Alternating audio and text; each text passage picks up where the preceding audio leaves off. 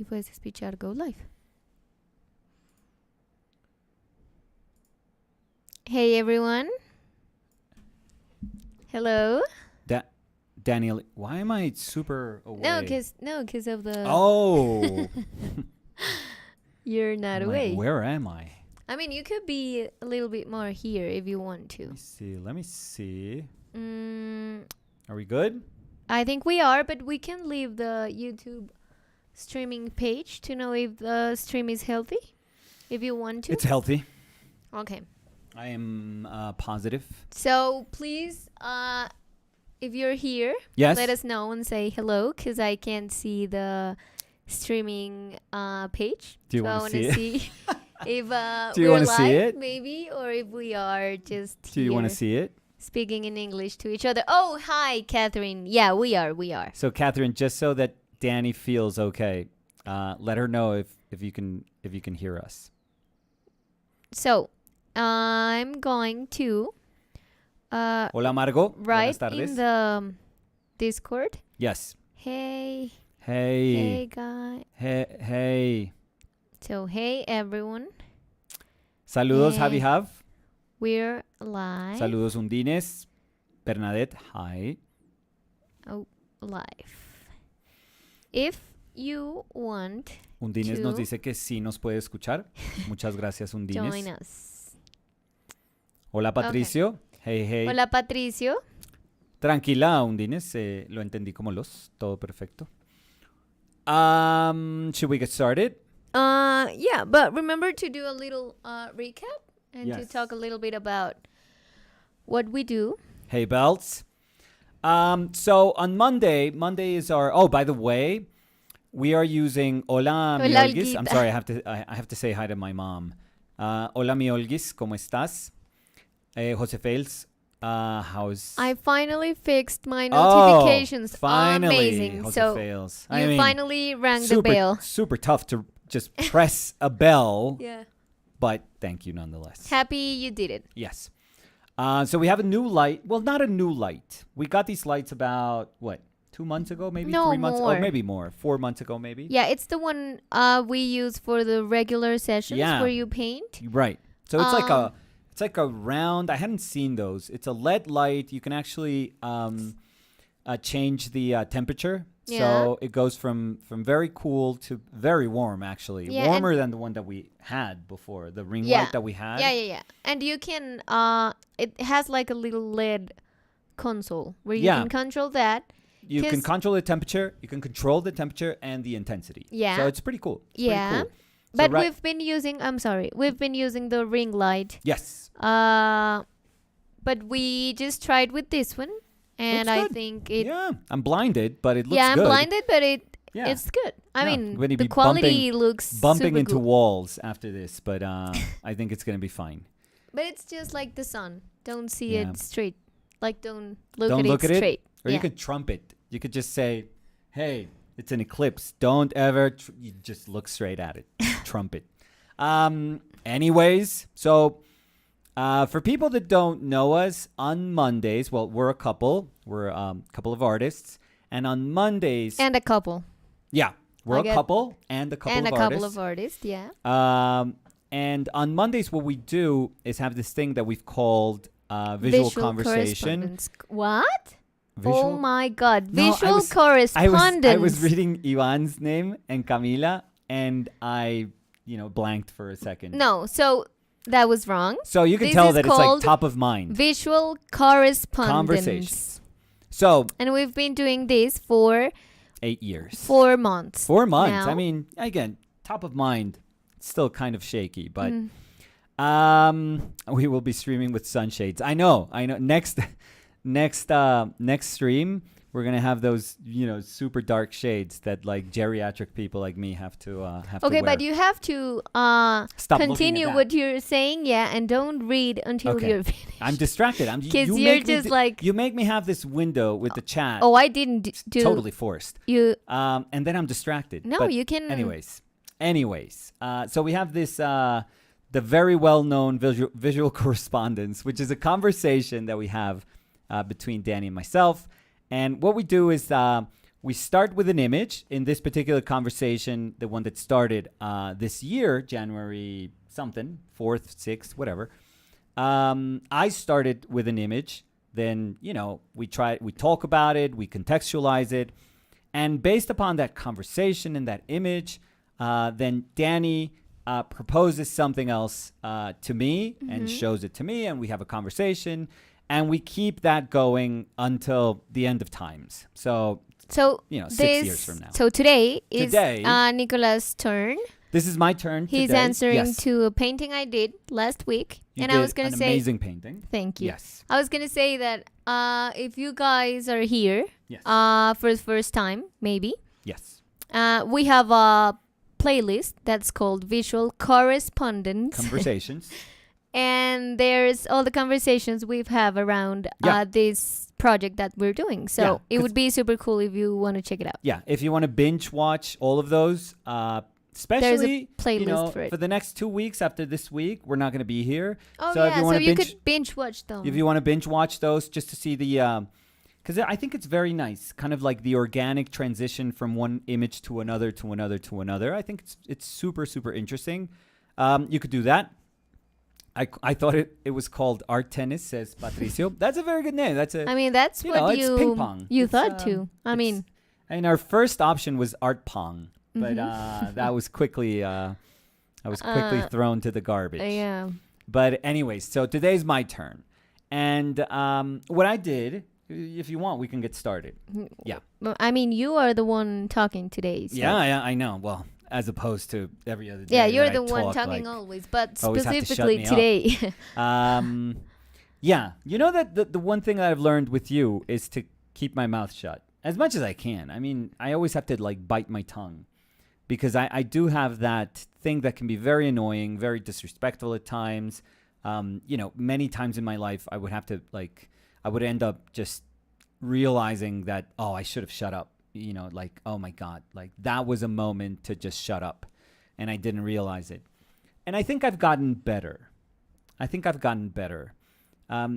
talk a lot, but it's just because I'm always trying to explain things to myself. Because you're invested in the conversation. That happens too. I know you, and I know that sometimes it's your brain is going super fast, and you just want to get all the things you have in your brain out. Yeah.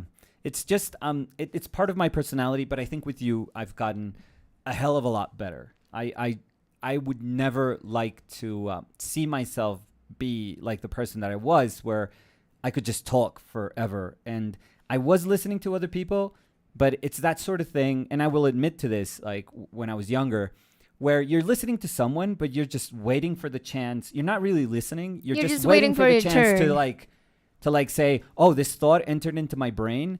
I just want to say it as soon as they give me a little chance. As soon as I see a window, I'm going to step in and say what is on my mind. And I think I've gotten a lot better at just simply really listening. So visual conversations. Visual correspondence, yeah. Visual correspondence. This is number 15. 15. So yeah. This is super, super cool. Oh, and you missed something. Sure. So again, if you're new here, yes. We do have a storefront. Oh, yes. It's called, I'm just going to say one. Okay. ourpaintedlives.com. Okay. So no confusions. It's www.ourpaintedlives.com. www.ourpaintedlives.com. Okay. I thought you were going to go with colon. What? // Oh, no. Yeah, no. And we do sell all the paintings that Nicolas does. But and your we also... too. No, wait. But we also sell the paintings in the conversation. Okay. The thing is that we always want them to be together. Yeah, not only because we're a couple, but also because we're a couple. Okay. And because we're having a conversation. So these paintings or sculptures or whatever... Yeah, the pairing. ...are sold as a pair. Yeah, they're sold as it's one piece if you want to think about it that way. Yeah. So today's painting is going to be paired with the painting I do or in drawing the future, or let's call sculpture. It. Yeah, in the future, because we are going out for a workshop. Yeah, we have to travel across the Atlantic. We're going to go to Spain. For a workshop, an island off of Spain, and we're going to be in a workshop there, and we're going to be in Spain for the week after. Yeah. So for 2 weeks. So we have to see. I mean, of course, we're going to be here, back here. Yeah, back. But we have to see where we can fit the next visual correspondence. Yeah. We'll make it work. Yeah. So I was going to say that this painting of yours is going to be coupled with the painting with whatever you do in the coming weeks. And the other thing I was going to say is that when we do this, I don't know what you're working on, and you don't know what I'm working on. Yes, this so for the people it's like that a private, it's like a private process we are having, and we share it here. Yeah. So it's a surprise, not only for you guys, but also for me. Yes. So that's also super cool. That's why we get to have like a super genuine conversation around like your first reaction. Hot takes. Yeah, the hot takes. So that's why we thought of having like a sort of like visual cue that we can start to tie with these visual correspondence videos, which would be like this little thing, like this little unveiling of sorts. Although unveiling, like for example, for me, when I think of somebody, covering a painting with like a red cloth, and then it's like, and the portrait, it's like super formal, of Mr. White person that's really rich, and you just take it down, and it's like, people clapping. It's like, I really don't like. But I don't think that unveiling has to have that connotation. Usually, no. When you think about painting, it kind of. No, because I do like the part of the surprise factor. Right, I like so that I think part. It's more like that. Exactly. It's like I've been working around something. Yep. You don't know what it is. I'm going to describe it first so you can make like a mental image of it. And then I'm going to show it. So it's like the surprise factor, which I think it's amazing. You're totally right. I did ruin that a little bit by blurring the image. So there is kind of a sense of, oh, God, there's this dark shape. No, and but I do think that's cool. I like it. Because kind of can't see anything there. No, you can't make it. And in my mind, it's like, oh, my God, the image is there. But I'm sure if somebody's looking at it for the first time, it's how like, it looks. What the hell is that? Yeah. Like, and also, there's like a huge question mark. Right. So it's not like you can read. So it's just like a little bit. You get like a little clue before we do the actual unveiling. But for this week, I thought it was very, and it was one of those things. I thought it was very immediate for me. It was one of those things that you were describing something, and in my mind, that second, I was like, that's what I'm going to paint. And that's why I told you that afternoon. It's like, I already know what to paint. I think as soon as we finished the video, you told me. I told you, I already know what to paint. And I think for me, that's like the hardest thing. Like knowing not so much the subject matter, but just having an idea of, okay, this conversation led to this, and this is how I can, materialize it. That's super tough. That usually takes me like a day of scribbling or thinking or like long shower. That's where I'm like at my most open, I guess. My mind just opens up with the steam. But that usually takes me time. And then the rest is just the execution of the painting, which can go, you can do a great painting and not so good painting, whatever. But that's just execution. And I'm totally fine with whatever happens during the execution. But to me, the exciting part is like saying, where is this going to lead me? But I think in this case, in your conversation, it was like super easy. Because you painted something in my mind like almost instantly. You said something and I was like, oh, come on. Like, this is cake. This is like right there. How can I not do this? So the cool thing is that I have no recollection of what I said. Oh, perfect. So you can be a politician then. Like, like I'm trying to think about the things I said. I mean, I know what I talked about. Yeah. But it's cool because, I mean, I said something that maybe for me was just something more. Like just something I said. Yeah. And for you, it was like the click. Oh, yeah, for sure. It. So I'm just excited to know what it is. Let me see if you can get to it with a little bit of clues. Okay. So you were saying how you always have this fear of what's behind you. Always have this fear of what's behind you. And at one moment, you described something that you would need in your back because you're afraid of what's behind you. Do you remember what you said that you needed in your back? A pillow? Yeah. So that to me, because that's a reality. I mean, my sister knows that. Like, if I'm seeing a horror movie, I have to have a pillow in my back. So you said that, and I was like, yeah, that I'm done. Like, I'm completely done. This is like perfect. And I know I've had this motif of like pillow. That's like the figure that I did, like sort of self-portrait with the, this figure that the head is like super embedded into the pillow. And I thought, okay, this is kind of interesting because I don't have no real like fascination with pillows. Although I do love how they deform. They speak about your positioning in bed and what you do, like how you turn and all these things. So they are like a vehicle of presence in many ways. But I immediately said, okay, that's fun. I did it in one, and it was like an important kind of little exclamation point of that painting. I think I liked the pattern and I liked the clenching hand. You liked that hand clenching the sheet. But I also liked a lot the form, the deformation of the pillow. I liked it too. I thought that's where it kind of started, or you kind of started there and then you went to the hand. And that also talked about the trapped, like being trapped. Right. So yeah. So I thought, okay, this is going to be fun. Like, it can be one of these, little motifs that I can carry over, and it's just going to be fun for me. Mm-hmm. And I think I did this painting the way I would do, not exactly the way I would do an illustration, but it's a little bit closer to how I would go about doing an illustration. So I'll explain did you work from imagination? So I worked from imagination. I did my drawing first, and I did it, totally from imagination. This, by the way, we're being super sincere here. So there's no need to say like, oh, I didn't use reference for this when you actually did. No. So when I'm saying like, no, I sketched it out from imagination, and I had this very quick idea of what I wanted to do. And then I said, okay, there are elements here that I don't really know. They're simple elements, but I don't really know how to articulate them.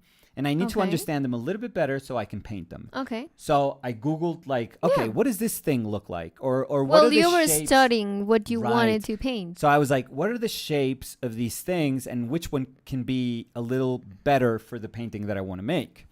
So I did that with a couple of elements, and that led me into, not like a rabbit hole, but it led me into trying to investigate like something else entirely. Okay. And should I be specific by now? I probably should. I mean, if you want to. Yeah, I probably should. It's your narrative. I probably should.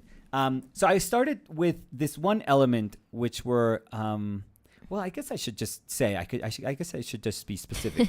No, because I wanted like this air of like, oh, what How what would did you it paint? be? Yeah. Yeah, but who cares? So I started investigating like wooden lanterns. So old wooden lanterns, like vintage wooden lanterns.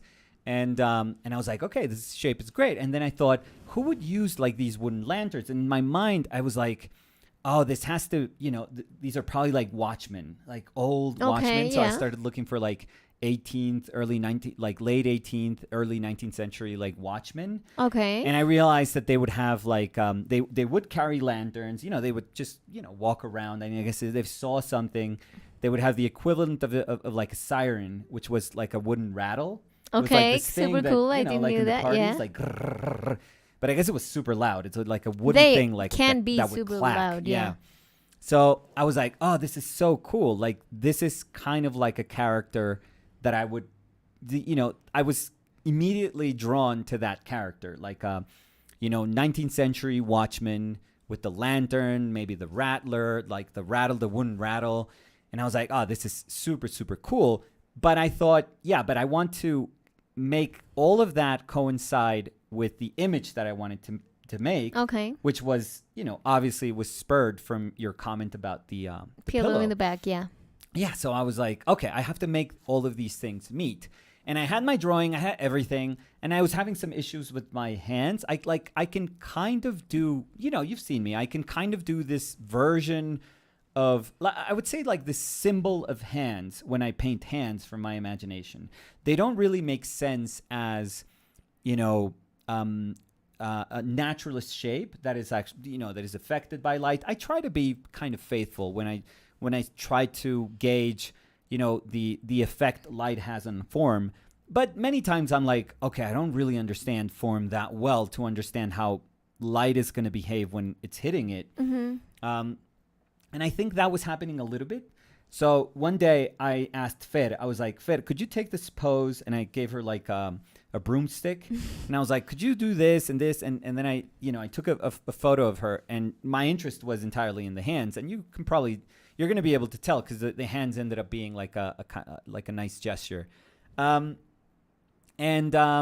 So I think I went, so my point in all of this is I think I went about this the way I would usually go about, or the way I think I always envisioned myself as an illustrator. Like, you first have an idea, and then you educate yourself about around the idea. Exactly, like visually as to what you want to do, but you don't want to educate yourself so much that your idea is then kind of changed because of the information that you've gathered. No, because your idea should reign. Your idea should be like at your top priority. The one that guides what you're looking for. It can't be that, well, I mean, I guess it can be anything, but usually when you have a strong idea, you want to keep that idea alive, and you don't want to say, well, pillows wouldn't do that, so I have to change my idea. It's like, no, it doesn't matter. Like, make it seem like pillows would do that. Mm-hmm.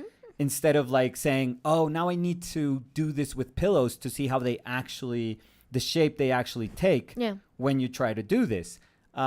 So at some point you have to reach like a balance between the image that you want to paint and the information that is helping you paint that image. Okay. I think that's like the most important thing for me. The stuff that I collect is actually just helping me to the degree that I choose. I'll choose when to stop. I'll choose when to say, okay, that's enough. I don't need anything else. Like, this is just enough, barely enough.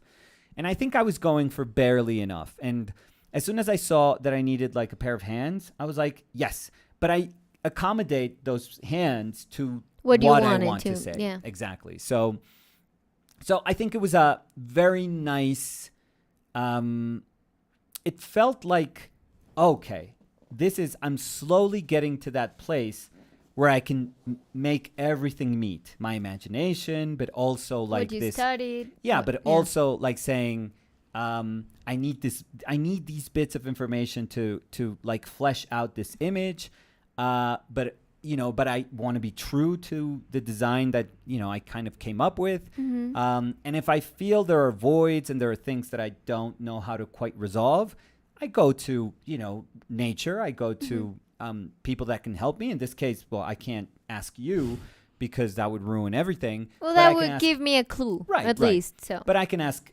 I could ask Fer. I don't know what I would have done. I would have probably posed myself if because we've done that. I've posed myself always. So I would have probably posed myself just to not give you like a clue. Mm-hmm. So and I guess that's it.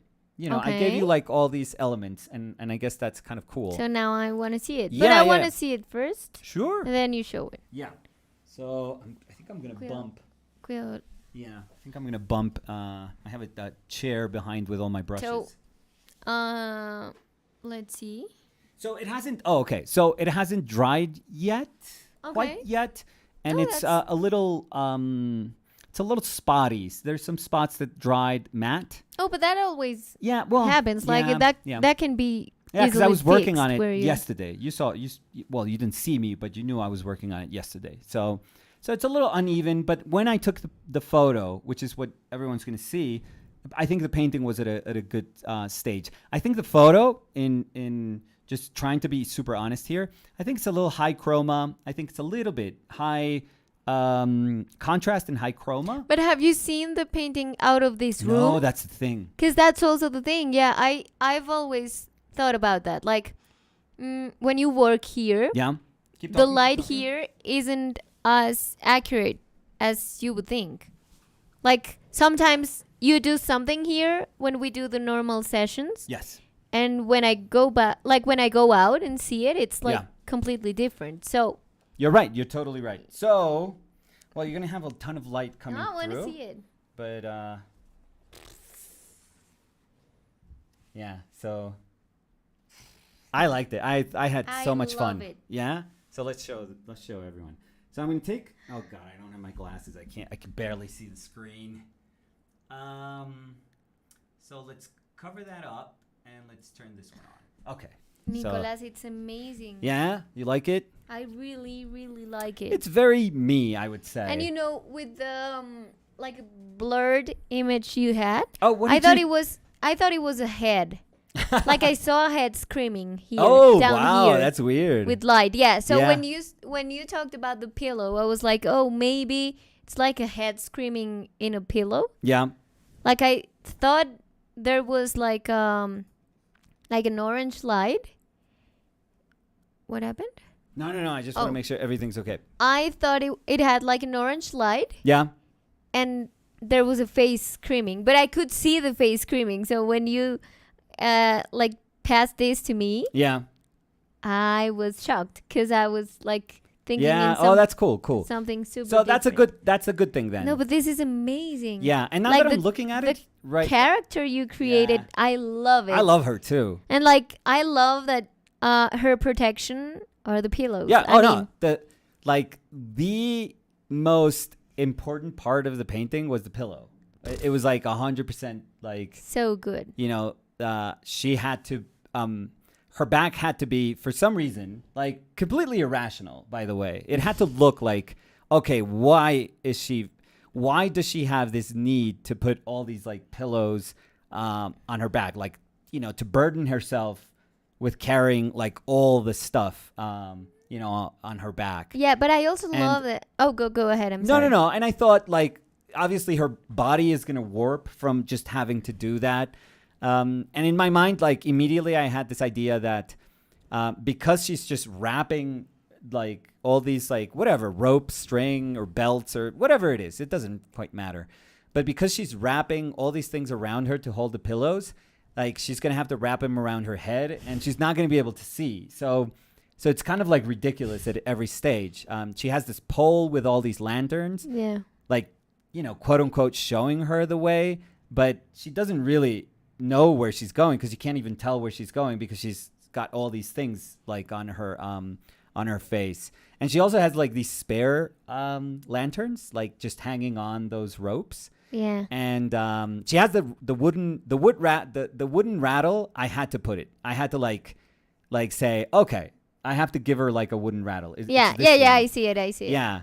Because I'm guessing like whenever she's like scared, if something happens, yeah, she would just go kind of no, nuts. I love it. Nicolas. And she has like what I thought would be, I don't know if I could like articulate it that well. This one? Yeah, like spare candles and stuff. Okay. For her like smaller lanterns just hanging off, and she has like little trinkets and stuff. Like she would make a ton of sound while she's walking. I thought that she would make like clanking, like tinkling and clanking sounds while she's walking. And like I imagine that. That's like literally the character that I imagine. It is like amazing. Completely irrational, just completely irrational. Like there's no real need for any of those things. I mean, perhaps the lantern if you're going on a dark place, but the lanterns, the light that's coming from the lanterns is completely obliterated by every other decision that she makes. And it renders everything else useless. But that's super me. Well, no. No. But I mean, I have to say, I see the me because I know that fear is irrational, and I know that having a pillow doesn't fix anything, but it gives me like a little bit of peace. Yeah. So I love this, that it's like it doesn't work for nothing at all, but it just, I mean, she has to do that. Oh yeah. To walk in the dark, like 100%. I mean, and it's like where the light, donde cae la luz, hits. Yeah, where the light hits, she's fine with it. Yeah. But she can't see if the light's hitting in the back, so she needs the pillows. Yeah. And I love that. I really, really love it. It's amazing. I even thought that the candles that you said were maybe like letters. Maybe she had to go and give... Oh, like a messenger. Yeah. Okay, but she was like super afraid. Yeah, I didn't know how to. But I just didn't know how to. I was like, oh, this could be cool. Like, no, but now that you say, I mean, they glare like candles. A little bit. I mean, a little bit. And I love I'm sorry. I love the fact that they sum up to all the noise she does when she walks. Yeah, they add up to all of that. amazing for the character. She's just dragging stuff around. It's just ridiculous. So I was quite happy that and I don't know if I think it was Thursday that we were talking about it, that I was telling you, I'm doing this painting that I like I want to paint. Like I really wanted to paint something like this. And it's a little ridiculous and it's a little kind of weird for what we usually do. But in my mind, it's like, not really. Like all of these things, like if I can look back and, even if it's like this tiny little, section of what has been my painting life, it's very much, all of it is me, all of it. Yeah. All of it. If I want to be dumb and paint myself as the Hulk, or if I just want to make a reflection about Joker, or if I want to paint, you or my mother or Samu or Fer, like, things that, very much so matter in like a different, I don't know. It's not a different level because everything really quite matters when you're sensibly attracted to all these things. But, people that I love and that I care about, they occupy like separate space. Yeah, but the thing is that I don't think that's different. Like you've always talked about that, and I've even told you, like, I just see your work there. Like I don't see, he painted himself as the Hulk, and then he painted his mother, and I do say like, he paints like this, but he did the exception for this. No, I feel it's all your work. Yeah. So, I mean, we've talked about this, but I've told you, like, I don't see that as being two different, paths that you take. It's just you painting. I think that's the thing for me. Like, I don't know. I think painting, like capital P painting, sometimes does that to you. And we were talking about that when Miguel came to visit. That I wasn't here. Yeah.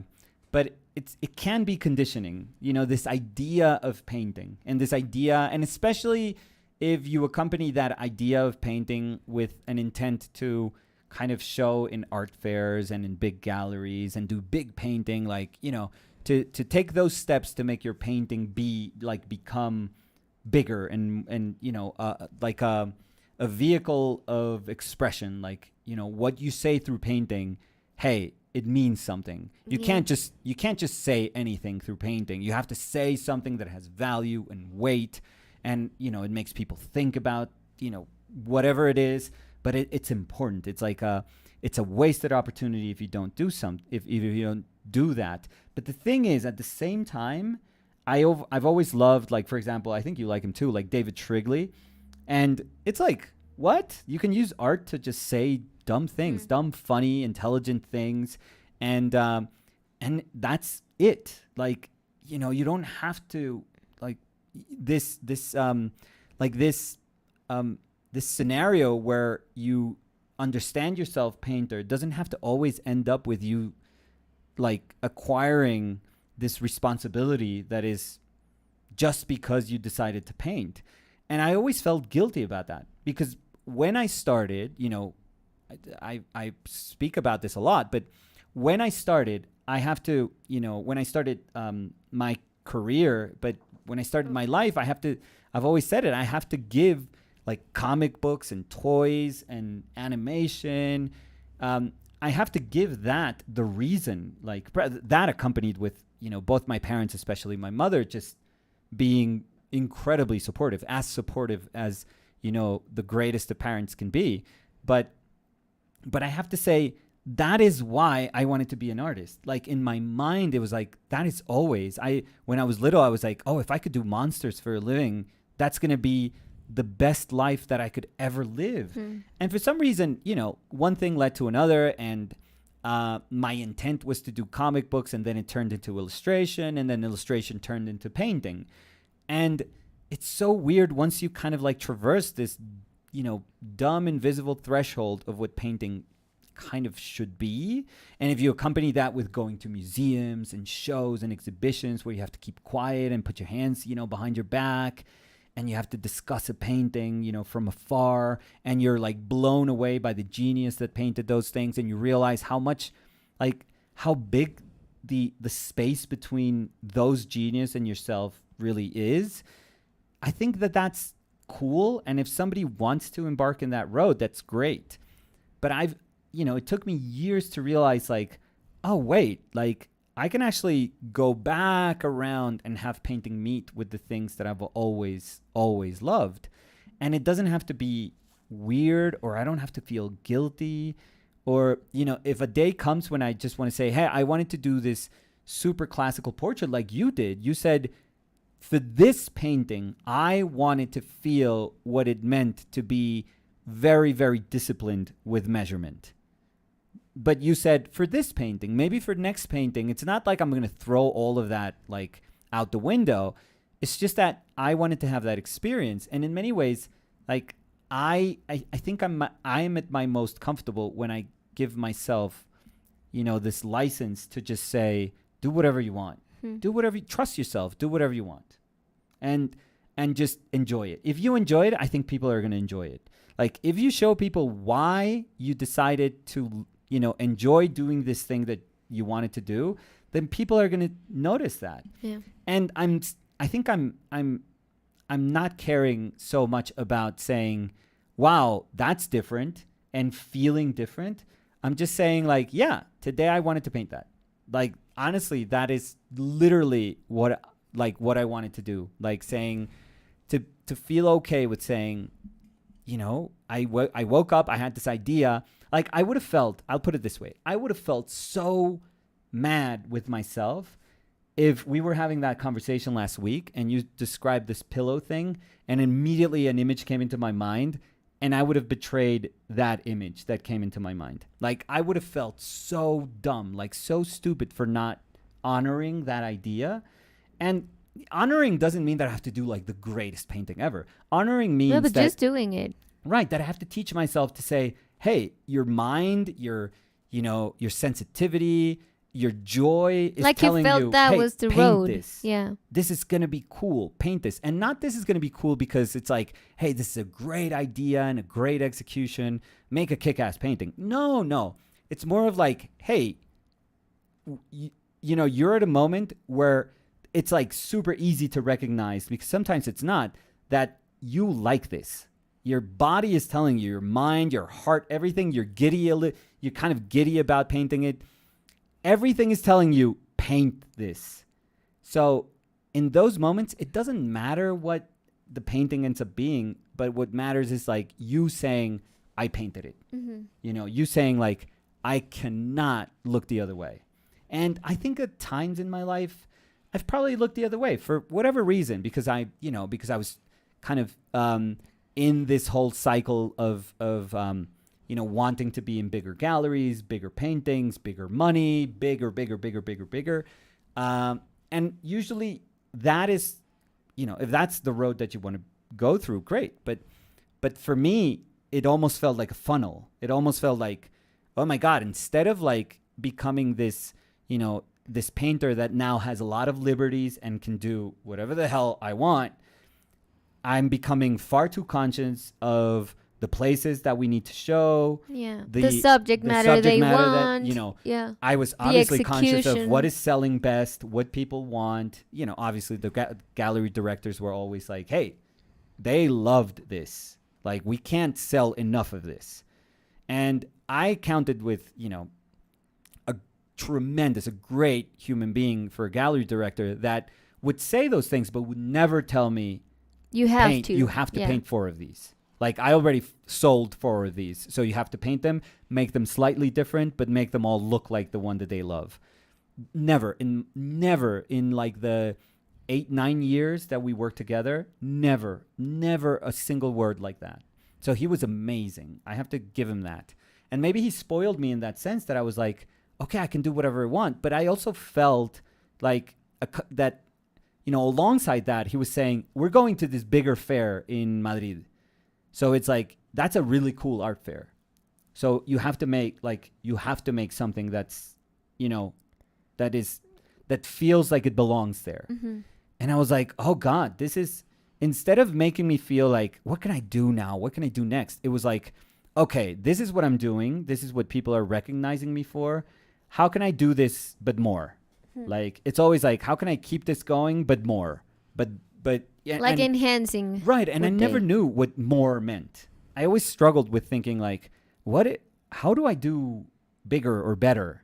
Like, how do I understand how to do what I do but better, or like more sophisticated, or more like, fair like, or big gallery like. Something in my mind, I was even like, okay, but if we're gonna ask more money, like, how do you make a painting? Let's say you were making, and these are totally made up numbers, it doesn't matter. But let's say you were selling something for $10,000, and suddenly you're in a position where you want to sell it for $50,000, and you start thinking, how the hell, like, if that's a $10,000 painting? How does a what does a $50,000 like? painting of mine look like? Like, what does that mean? And I remember thinking those things, and I was like, I don't know. I don't get it. I don't understand what that means. And I think I kind of gave up on that idea, on that path, because I just don't get it. I just don't understand it. I don't have the, mental ability, or just, I don't know. There's some people that are amazing at it. They're incredible. They're amazing. And it works for them. And the proof that it works is that, you go to shows, and if you knew them 10, 15 years ago, it's like, oh, I remember when you sold paintings for $2,000. And then you go to a show now, and it's like, oh, wow, you just sold a painting for $80,000. And it's like, wow, that is a path. Like, that's growth. And not growth in the sense that, only the price got bigger, but that's who cares about that? But I mean, growth in what they wanted to be their growth. And that's like super commendable. Like, that's admirable. I have friends that have gone through that path, and that's amazing. Like, for example, when I think of James Jean, he's like so deserving, or Esau Andrews, they're so deserving of their growth. Tomer Hanukkah, so deserving. These are all people I studied with, and when you saw them, it's like, oh my God, these are going to be like extraordinary people. Yeah. And they have been able to be extraordinary, all of them, like all three of them, for example, at what they do. And that's amazing to see. And, even if I'm not close to them anymore, there's a sense of like pride in saying like, wow, I remember these people when they were young, and they were like extraordinary for young people. Like, for young artists, for whatever that means, they were extraordinary. And it's so nice, 25 years later, seeing them and saying, wow, now it's like mature artists that are extraordinary. So that's incredible. I think that, being in your path, and I think I've chosen mine in a very honest way to what my life is, doesn't mean that you don't see other people, or doesn't mean that I'm going to judge other people from my path. No, not really. I'm just going to enjoy other people's decisions. Right. And if what they do is accompanied by just the making of like these incredible works that move people and excite new generations, my God, what else could you want from just exciting artists? So, but I also know that these are decisions that I made and said, I don't know. I just don't understand how I would fit into this path. And does that mean that I'll never go back to a gallery? No. I've done shows, like smaller shows, ever since, but it has to be right. I feel, at least for me, like it has to feel okay. I can do this. I can do whatever I want. I can propose this idea and feel no pressure. And if I want to execute it this way, I want to feel that liberty, because I think I can deal with that liberty and I can understand it just a little bit better nowadays. And I think, at least for me, doing these things, it is so important. It's so important for me. But I wouldn't say these things, because that's where... I'm sorry, these things that's in a painting. I didn't want to... No, but I mean saying this as if they were another category. Oh, okay. Or no, group, I was maybe in my mind referring to what's been happening with like the past 3 paintings that we've done, or 4 paintings. Yeah, sure.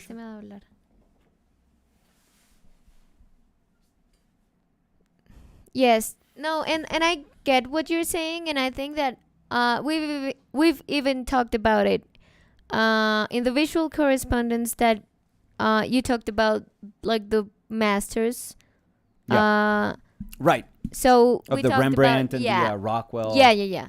Goya. And we've also talked about it. Like, I'm connecting that to also conversations we had around when you were saying like your 10 top favorite artists. Right, right, right.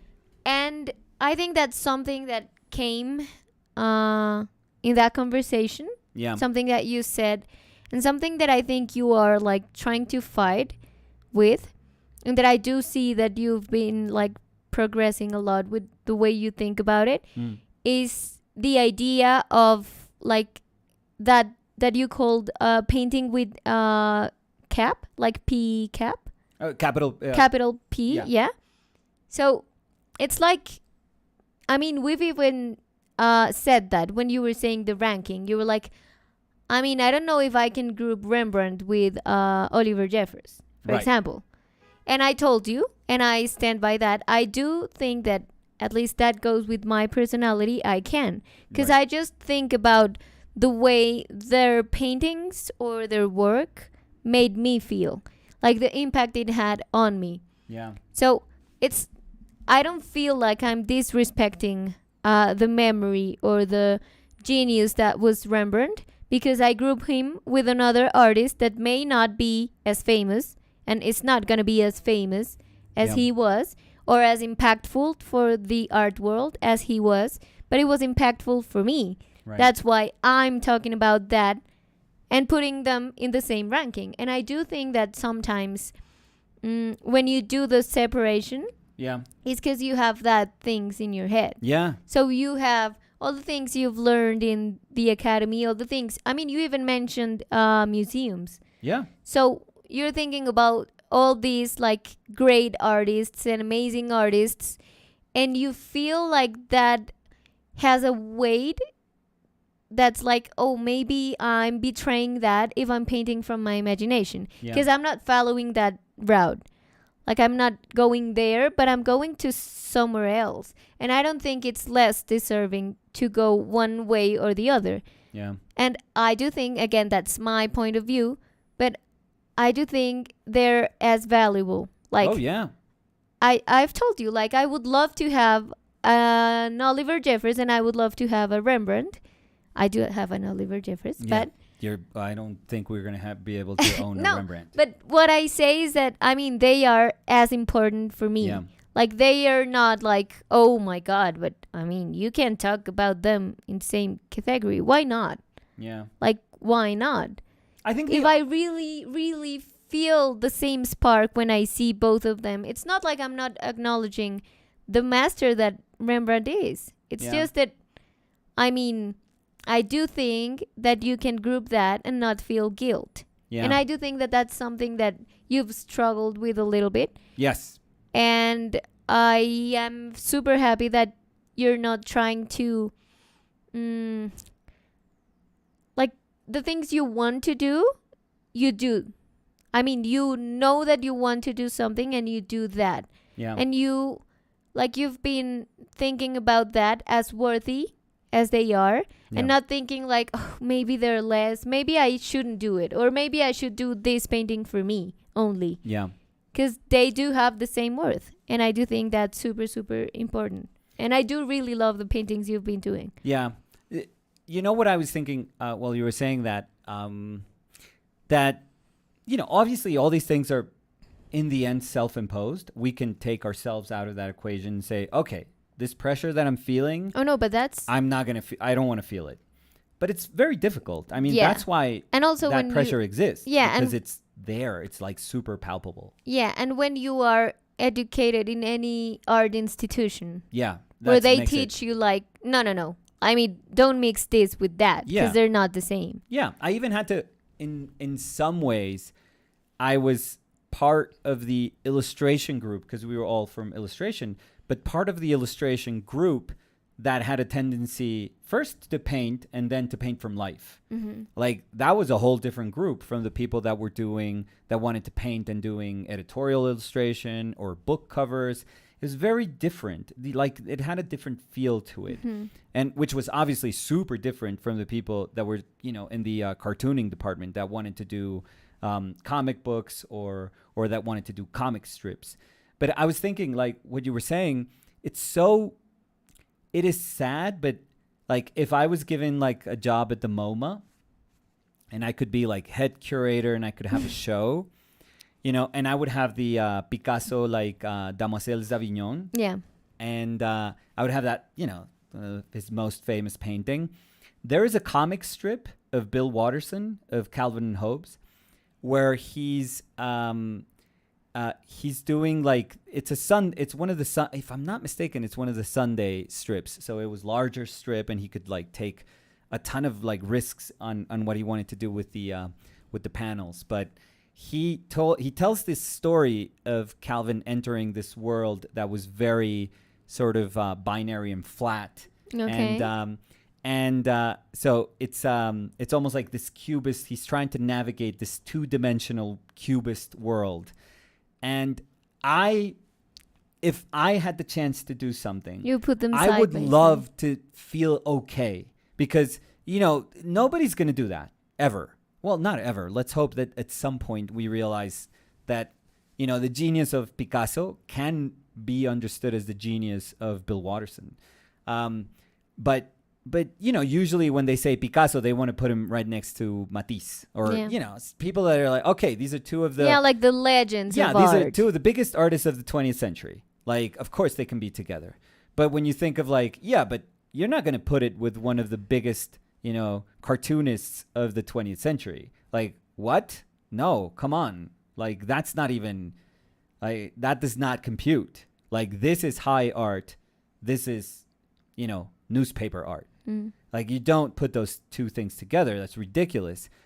But the truth is, like, Bill Watterson's, strip would never exist if it wasn't for Picasso. And it just ties those two things together beautifully. And I think again, I think that if we lived in an art world, if we could, as observers, be part of an art world where if you were, just walking through a show and it had paintings and suddenly it had like anime or like some sort of animation and you're like, what the hell?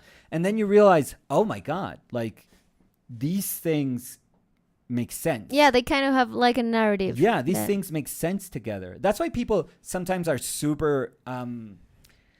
they're super weirded out when, for example, they go to concerts of video games and they go like, what? Video games? And we're going to go watch an orchestra like performing like this concert, this very classical concert.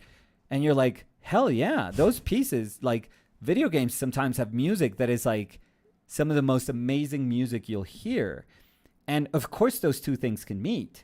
But I'm sure that if there's people that are hell-bent in saying like, no, you go to these places to only listen to these geniuses, these composers, they're not going to want to hear like, oh, this is the music from Zelda. Like, what the hell is what does that mean? Like, of course this doesn't belong.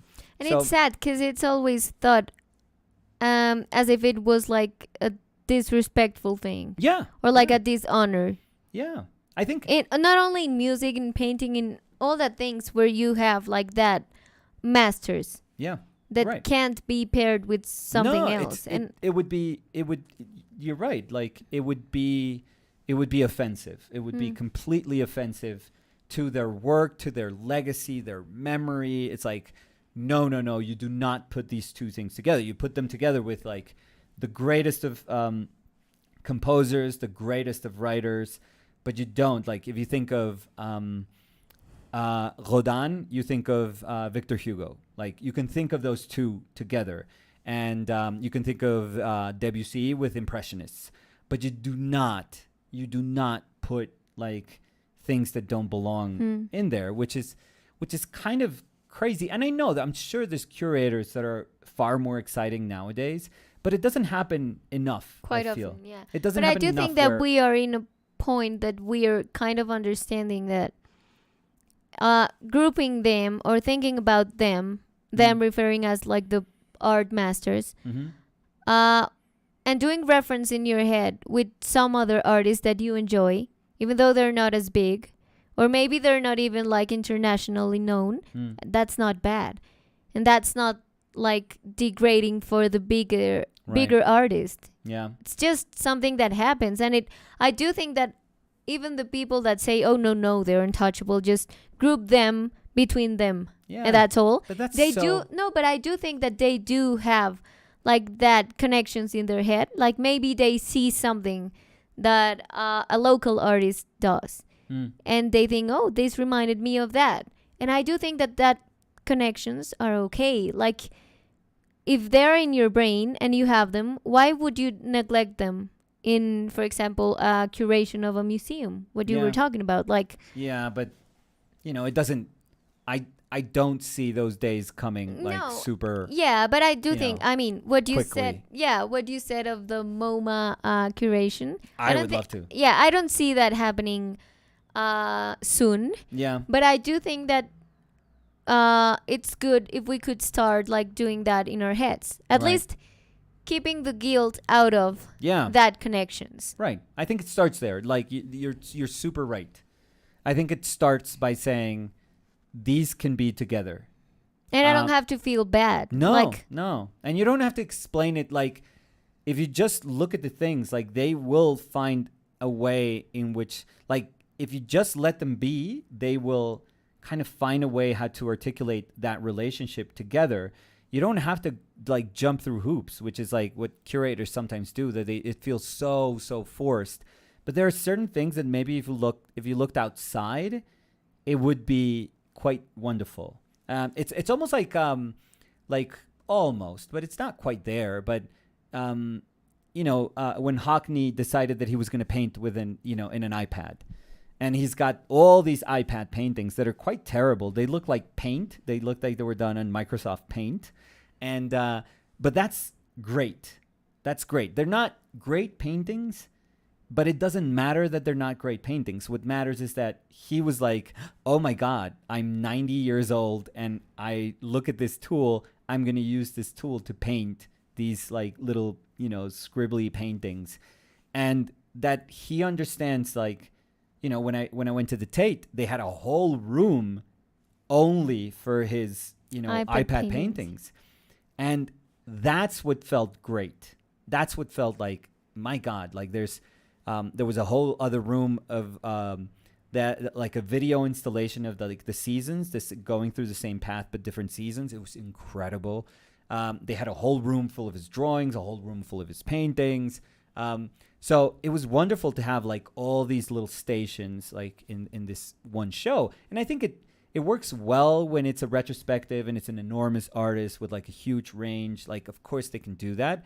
But I think it would be nice and healthy. And I think, like, I know now, for example, if Samuel Fer would go to a show, they would connect, like, or maybe they wouldn't even be able to connect at all with anything they're looking at. Nothing. Yeah, because... Like, and it would be us just saying, look, this is incredible painting. And they would go, like, I guess. I guess if you say so. Like, that's sure, it's incredible.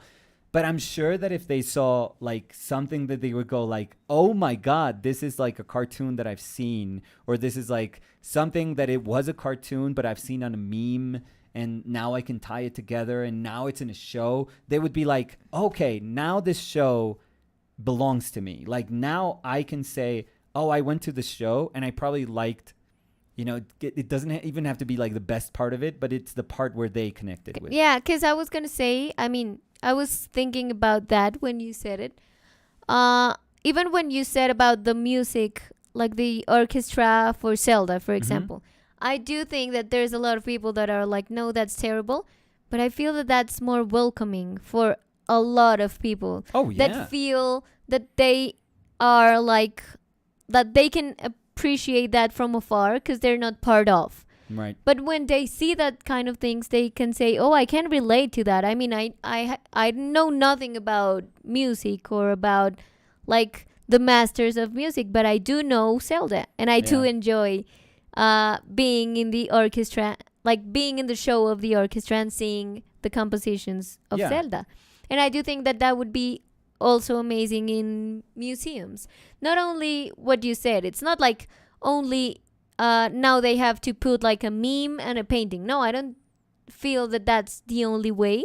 But also if they could curate a room, for example, that's not like this is the room of, I don't know, French painters, but if they could connect the paintings through like a narrative, or like look-alike paintings or something that makes you connect to the other and to the other, it's a lot more welcoming sometimes than just saying, oh my God, like you have to be in awe with every painting in this room because this is the room of the most amazing painters. Like, and I do think that that's also why some people are like they don't want to go to museums, and they don't enjoy going to museums because it's like, shut up, put your hands in the back and just watch. Keep quiet. And they're not welcoming. Museums usually are not welcoming spaces. But if they do have a narrative, you're like going and going, and you could talk with someone that you go with to the museum with, and you can talk about why you think this is next to this, and then it transitions to the other and the other, and you could make the whole visit a lot more welcoming. So, like if Fer went to Cats in Art History and it finished with like Gumball, she would love it. She would be like, oh my God. Or like Gumball made it here. Or if it was only paintings, but it can be like the sketches, of Gumball, or for example, all the paintings of cats or whatever. I mean, that gives like an additional interest for people that maybe are not wanting to go to the museum just for the paintings. You know what made me laugh the other day that we were playing Mario Kart? What? That I think it's when we got the new tracks, and Samu was like, I don't know, we were playing like a mall track. And I think he was like, "Oh, this song like slaps. Like this is." Oh amazing. yeah, I remember. Yeah. And I was like, "What?" Yeah, and he probably like looked into the tracks before, and he was like, and he actually asked you to turn on the volume. Up the volume. Yeah, I remember. And I was like, "It's so funny." Like, because I'm sure that if I said to him, "Oh, we're gonna see a Wagner concert," and I would tell him, this is gonna be like some of the most epic composing ever. He falls asleep in like 8 minutes.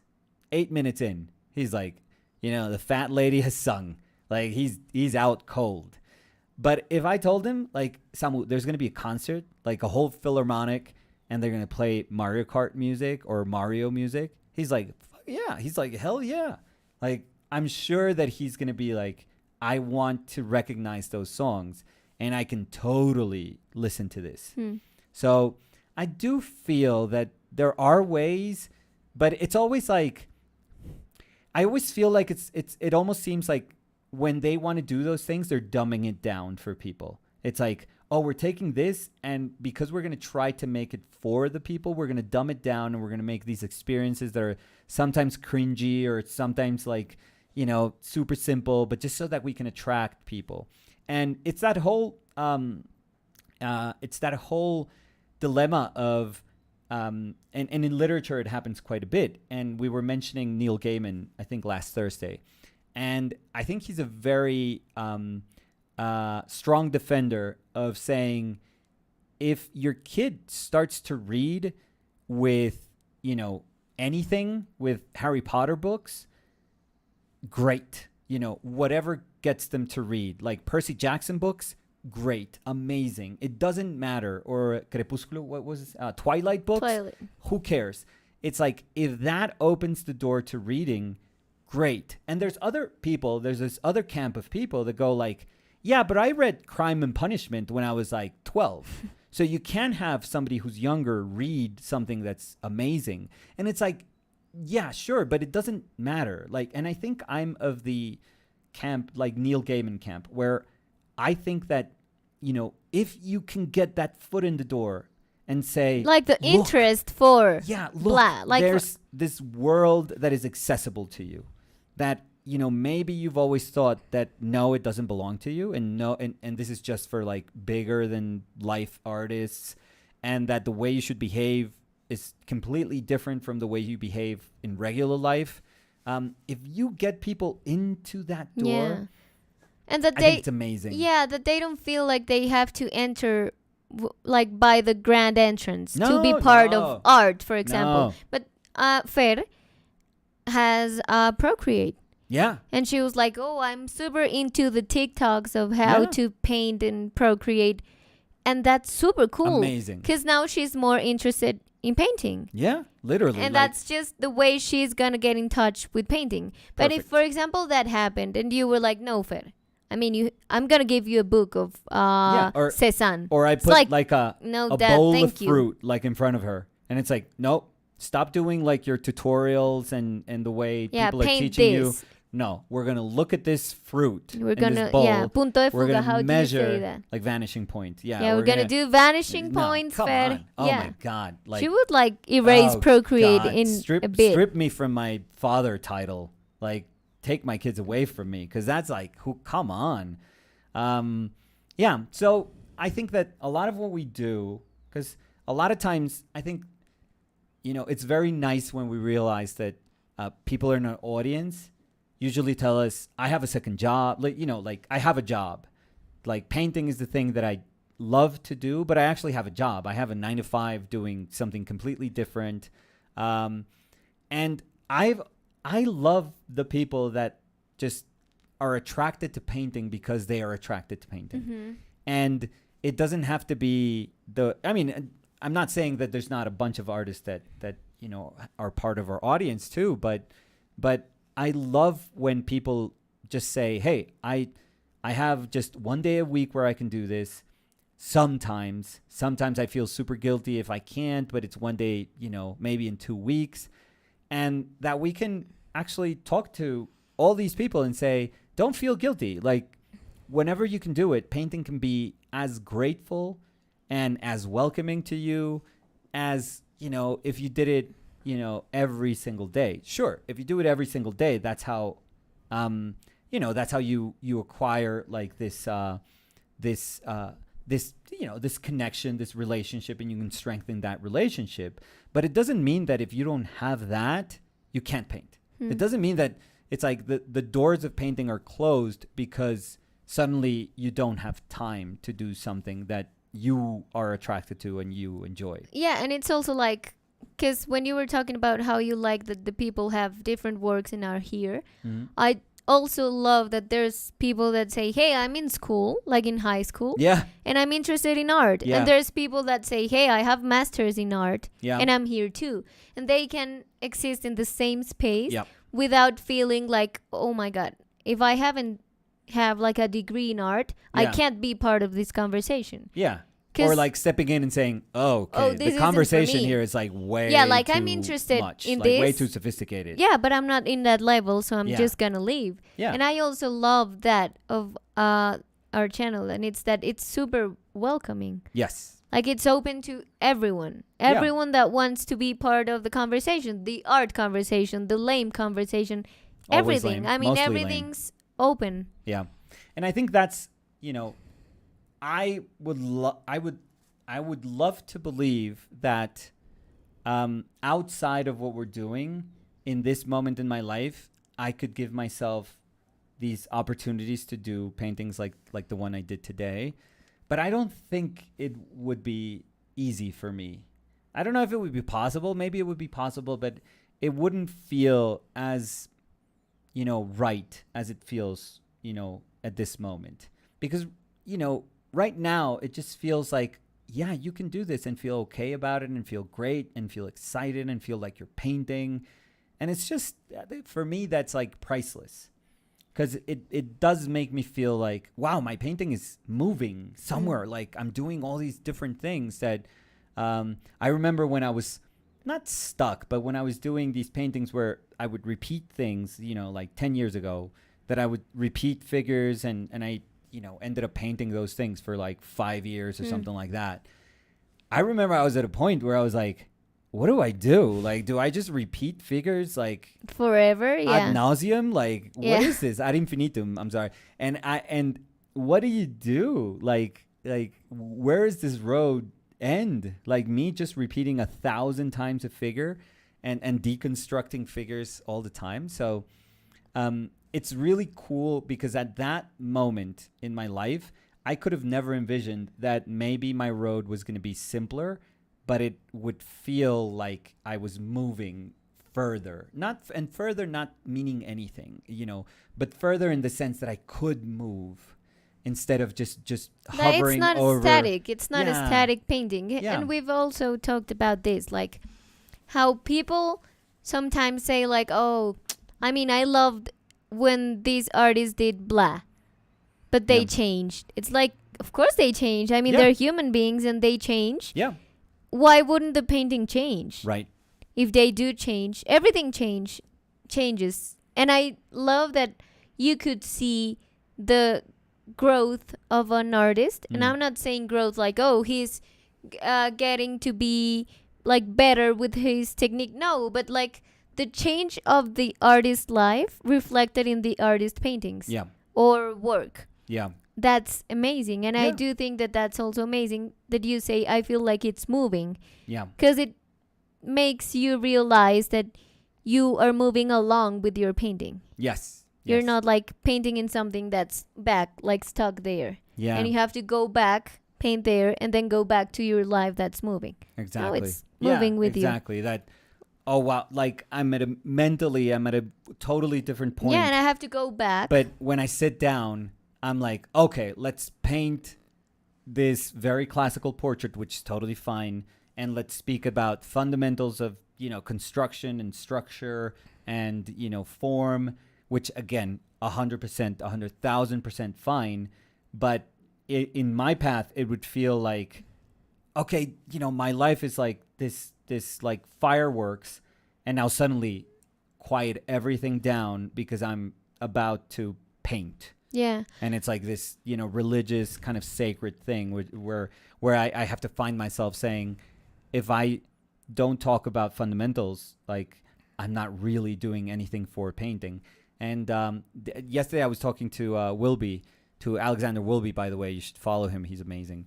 But we were talking with Wilbo and I was saying, you know what? I think with Danny, we do like 3.5 hour videos, kind of 3.5 hour videos. And if we speak 20 minutes about like the painting, yeah, it's a lot. Like that's probably, if you were to measure how we speak, it's like you're going to get a good 20-25 minutes of like fundamentals within a 3.5 hour cool conversation. Like, conversation, chill out let's conversation. say, yeah. Yeah.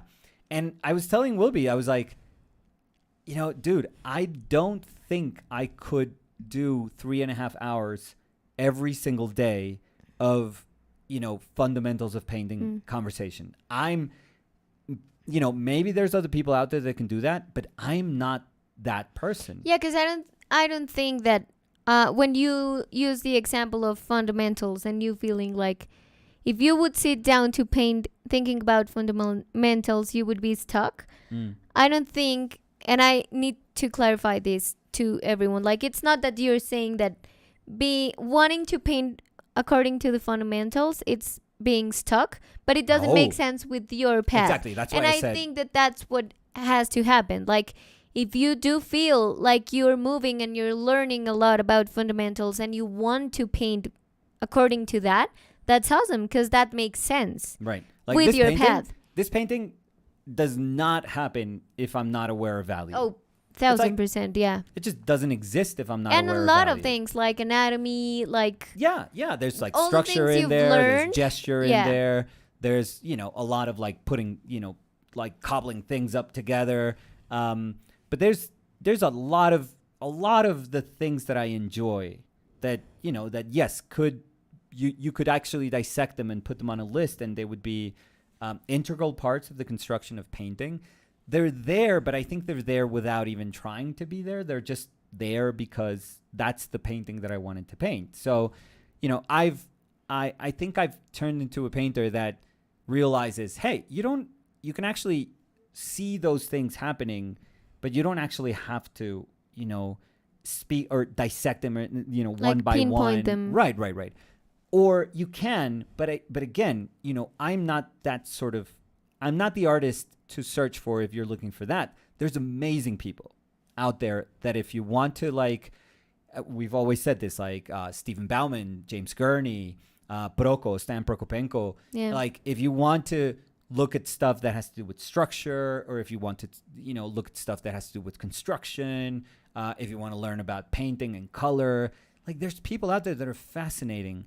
But I think we very quickly realized that our role in all of this was never like saying, hey, we can do all of those things. No, we can do all of that. I think that I would say that what we do is just sharing our journey in painting. Yeah. And that's why we've said with the regular sessions of painting you do, it's like being in an art studio talking. Yeah. Because it's like conversations around everything. You know how I thought about it in the shower again? Okay. Where I'm very lucid, or at least I think I am, and maybe the you steam. Think you are, yeah. Maybe the steam kind of fogs my brain, and I think I am. I do think maybe. But I think that the biggest difference for me was like, if you asked me, I don't know, 10 years ago, not to go super far, but 10 years ago, I think I was mentally, I was a very different painter.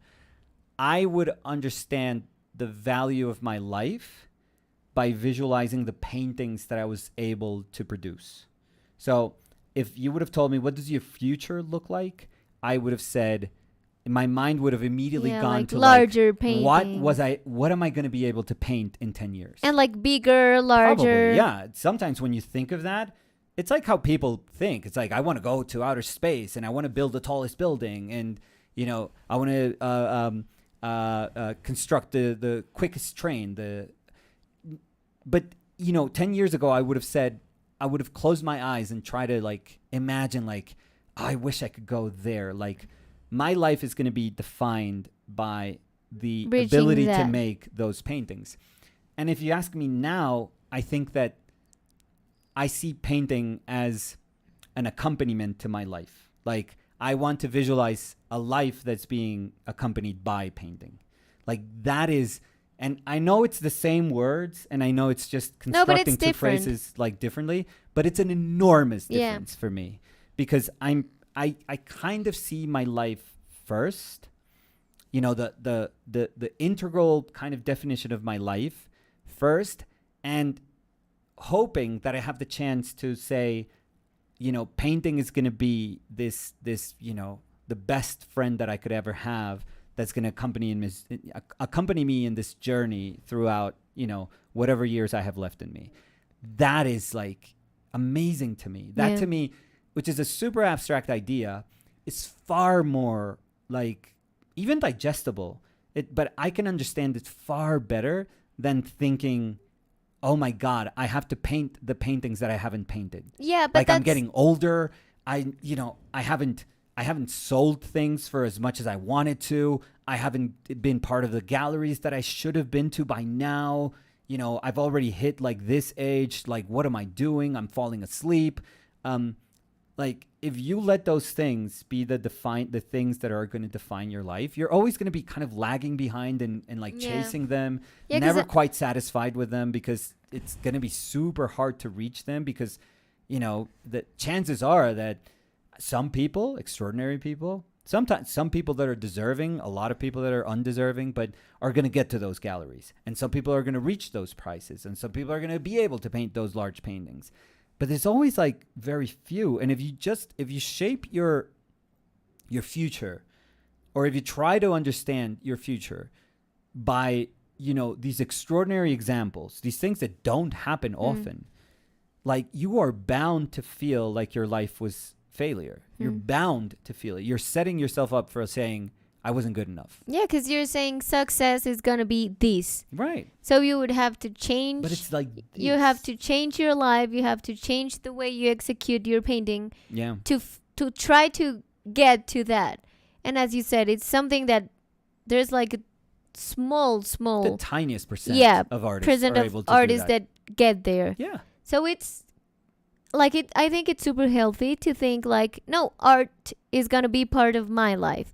So you're not imposing like something to art. You're not saying like, art is going to be there, but it has to like put me there in some years, or I would have to achieve through art this. Yeah. But you're just saying, I'm going to exist and art's going to exist alongside. Yeah. An amazing thing has happened there. Yeah. Like, it doesn't mean that you you're not going to be able to paint that painting. No, but, you're just... But it just means that, maybe it's going to happen naturally. And if it happens naturally, it's just going to feel so much better than if you force it, than if you just push it.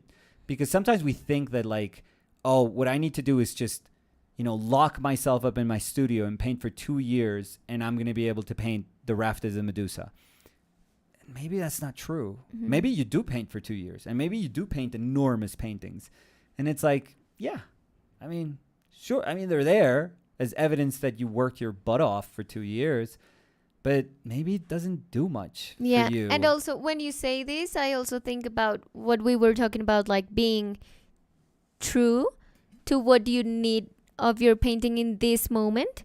Yeah. Because I do think that sometimes when you set something that you want from painting and you say this is gonna be the painting for me, right? But then you grow and you change and maybe you say I have to go there, but nowadays I want to go there.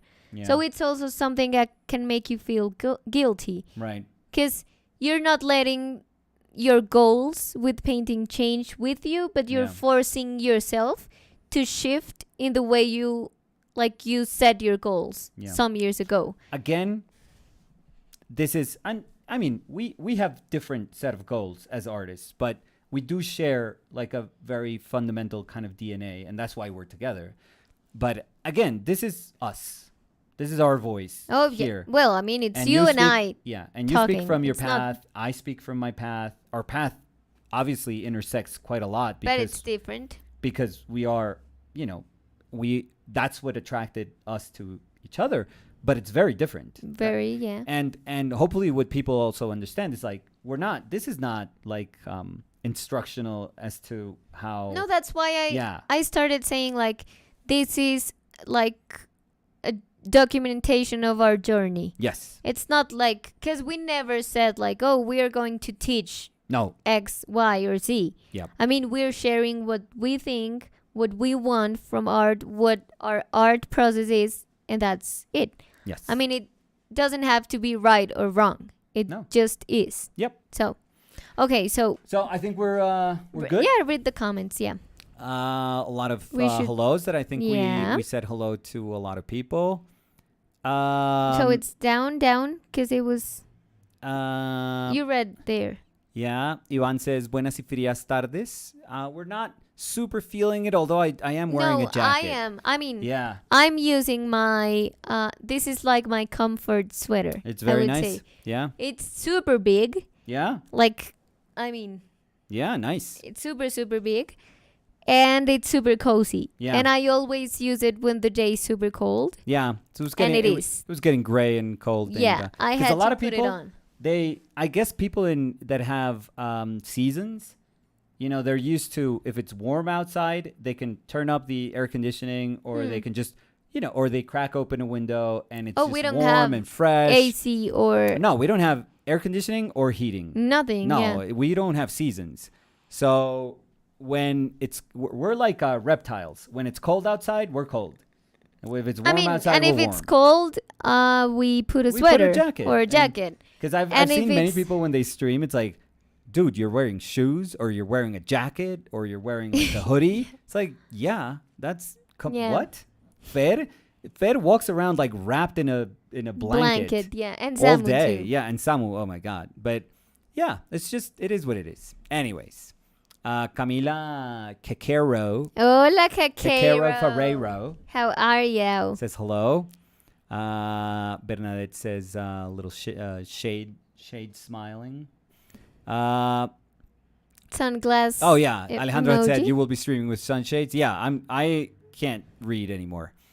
Guillaume says hello. Liat says hello. Hello to Guillaume and Liat. Hi to Robin.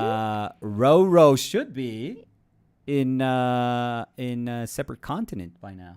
Yeah, you told me. She should have already crossed the Atlantic. So I hope go to bed, Robin. We're near to meet each other. A week away.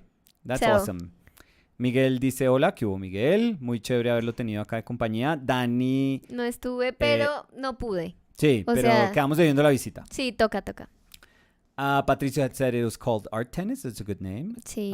Art Pong, es que I ya like. habían I leído eso. remember. I know. I'm rehashing some of the comments. So Jose Fail said, the first novels ever were in the mode of correspondence, in the form of letters, LOL. I'm thinking of Samuel Richardson's Clarissa, which I had an entire seminar on in college.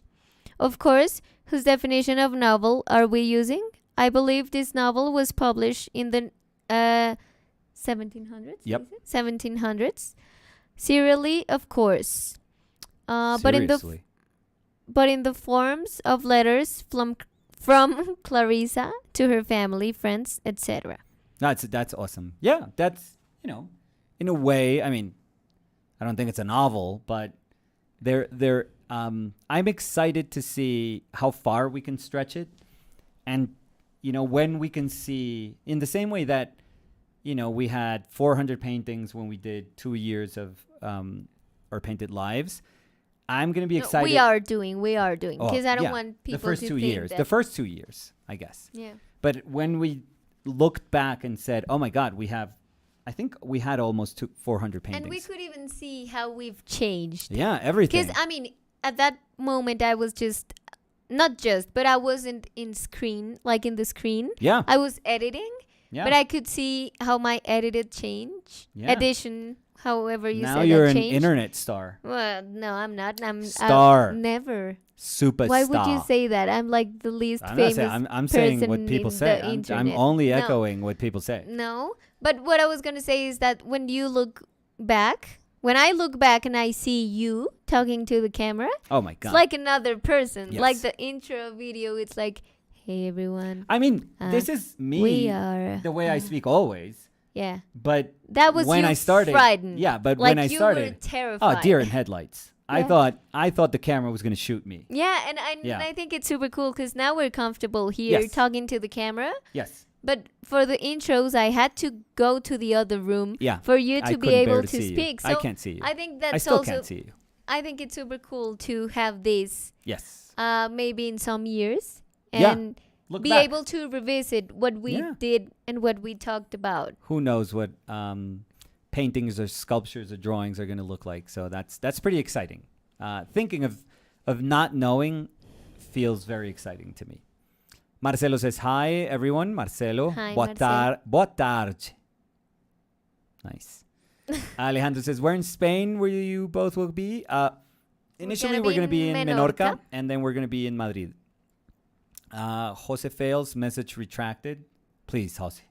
You're going to be blocked if you don't measure your messages. Roslyn, the other half of the row. Of the row. This is amazing. Yay for visual correspondence. Ooh, very cool. Thank you. Said belts. Ivan says, wow. Catherine says, oh, wow. Robin says, wonderful. That back is covered. Yeah.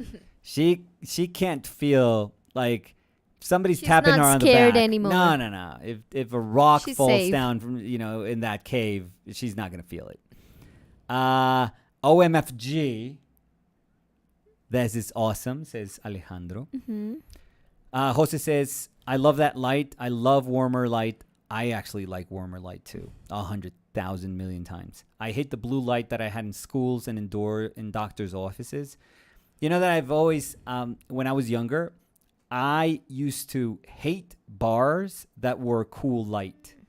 And I used to love bars that were just like a couple of like dimly lit little bulbs. And you could barely see anything. You could barely see the person right in front of you. But I have to say that I loved it. For example, in our apartment, we have daylight bulbs. We don't have warm bulbs. The older ones were warm. That's why we didn't like them. Yeah. Because I felt like it felt weird. Yeah, a little bit. It suits other apartments, not this one. I think when I grew up, my house was all warm lights, very dim, warm light bulbs. And my house felt medieval. I mean, it was, but I think it suits my house, like those lights. It just feels. I think if you could transport, if we both could transport ourselves to that, early 80s in my house, I think we would be like, oh my God, turn on lights. I don't like, see. Yeah, because I do can't think see that anything. like I remember my both of my grandparents' house Yeah. and my own house when I was a kid, and it was like orange. Everything was orange. Beautiful. Oh, love it. Well, I do love to remember that, but I wouldn't have that light bulbs in my house. But when ever. I think of when I grew up and that like patina of like dim, warm light. But you couldn't see it. I know, but that was, I mean, it was dark. That's why. why like you accepted that it was dark. Yeah, that's don't why know, I everyone liked it. now has glasses. Yeah. That's where my blindness comes from. Yeah. It's like, you know, when I was a kid, nobody checked if I was like myopic. Nobody in my school, nothing. I mean, and you were writing with red light. And like, I was like doing my homework, Yeah. like by candlelight, essentially. And then going to school doing this for 17 years, because I had my glasses, I think, when I was 16. So, but I couldn't see, you know, ever since I was in like, you know, third grade, second grade. I would just do this, you know, and that's it. It didn't matter. Anyways, Callum says, I think I fought the guy in this painting in Elden Ring. Maybe Elden Ring has something to do with I am 1,000% sure maybe, it has. Maybe. Like it feels like a character. Maybe. So if you're watching our of videos. Elden Ring, yeah. If you're watching our videos from, I don't know. It's very Japanese. I don't know how much Western influence goes into their designs. But, you know. No, but you could say that you're influenced by that. But I'm Colombian, so maybe that makes it better or more approachable. I don't know what I just said. Anyways. Liat. Yeah, so Miyazaki, if you want to hire me, that I'd be super cool. Liat said, this is fantastic, Nicolas. Do you feel like a game you're playing is influencing you at all? I don't see it. I honestly don't see it. I don't see it. I don't see it. Oh, wow, looks amazing, Coco. And clap, clap, clap. Yeah. Ivan said, this is amazing, very illustration-like. It reminds me the gorgeous art in the books I like, fantasy ones. Perfect. I've often said that like I would have comic books like Batman comic books and Justice League comic books, like really old ones. And that were my brother's, like I'm guessing, you know, late 70s. And he had a Frazetta book. No, it wasn't a whole Frazetta book. It was just like a, you know, illustration, like an old fantasy illustration book, but it did have a bunch of Frazetta paintings. And I remember that book and I was like, oh my God. Like it was just out of this world for me. Because I think I could envision like Batman or like superheroes, like those occupied like a part of my brain. But when I saw Frazetta, you know, I was like, and mind you, I had no idea who Frazetta was when I was like 5 or 6. Like, this is just like this guy who's able to do like these incredible paintings. But that, you know, that was significant for me. That was very, very significant. So we did have comic books and children's books. But I remember that fantasy book and I was like blown away. Rosalind said, Rose, this is awesome work, so cool. Thank you. ¿Qué quieres leer? Es que yo sé que quieres leer. No. But if your eyes are less, if you have to force your eyes a little bit less than me, then you're great. Then that's great. Miguel Fonseca dice, increíble personaje. Marcelo Peralta dice, oh my, Nicolas, this is amazing. I was not expecting something like this. Such a nice painting and a nice surprise. Thank you. Baby Yes said, o dice, uf, está increíble. Robin said, pillow stegosaurus. That's funny. Alejandro Morales said, Robin, haha, pillosaurus. And Robin said, like haha, that. yes, I like exactly. that with all the plates in the back. I like that. Bell said, not sure if this could be called a rational-irrational contraption. Love the concept. Thank you. Josefale said, yes, there are things I do that are self-defeating, that I still do for the sake of doing, not of the outcome. Good. Go ahead. No. Can you read now? I mean, Undine been said, known to, but wow, I had to interrupt the live watch and I'm just now back and just wow. That is a striking painting. I love it. I love the tone and the atmosphere. Thank you. Your mom said, La atmósfera se ve extraordinaria. Gracias, Olguita. Javi Hab said, wow, you're really putting your imagination to great use. Fantastic job. Frank Ferrer said, hi. Hi, Frank. Hey, Frank. Marciel said, hi, you too. I like that painting. Original idea or special reference? No. I mean... Well, it's an original idea. A Soulsborne-ish, character. What are you doing? No. I was going to show... this is... I hope... Well, that's the one from before. But I guess this would be... Can people see it? I can't. But can you see... If you look at there, is it... It's focused, yeah. Okay, so you can tell that everything was there. And, I'm not going to deny there's an Elden Ring vibe to my life right now. But it's that plus your story. Like, it didn't just come out of anywhere. It's not like you saw a character in Elden Ring. No. I mean, she could fit. She could totally be an NPC, like 1,000,000,000%. But she would be based not on Elden Ring, but on Danny. And that's what's cool about it. That, you can actually take a personal story like we did, this week, and maybe turn it into something that you like. But the basis of that story, regardless of if it matches like this universe, is bloodborne from this this very personal story, this personal exchange, which I think is great. That's how life works. You're surrounded by stuff that you love, and maybe one thing just permeates the world of another thing, and you put them together, and you suddenly make something. I'm sorry, I'm just trying to move. I know. It's kind of impossible trying to disconnect the things from what you're living and you're liking and you're... And I think it has to do with, instead of compartmentalizing things like I used to, just being open and saying, I absolutely love the fact that I can enjoy my figures now and that I can enjoy a video game now. Yeah, like it reflects you nowadays. Yeah, and that's amazing. But it's all me. About it's you. It's like those things have always been there. What would be missing? I don't know, maybe a football somewhere in there. And that's it. And a pizza. Yeah. And that's about it. If I do that, if I tick those two boxes, it's like it's all of it there. That's like my whole world is there. So Ryan Serra said, can you become a genius in art or do you have to be born? Do you ever suffer from imposter syndrome? Do you believe someone can be an imposter in art?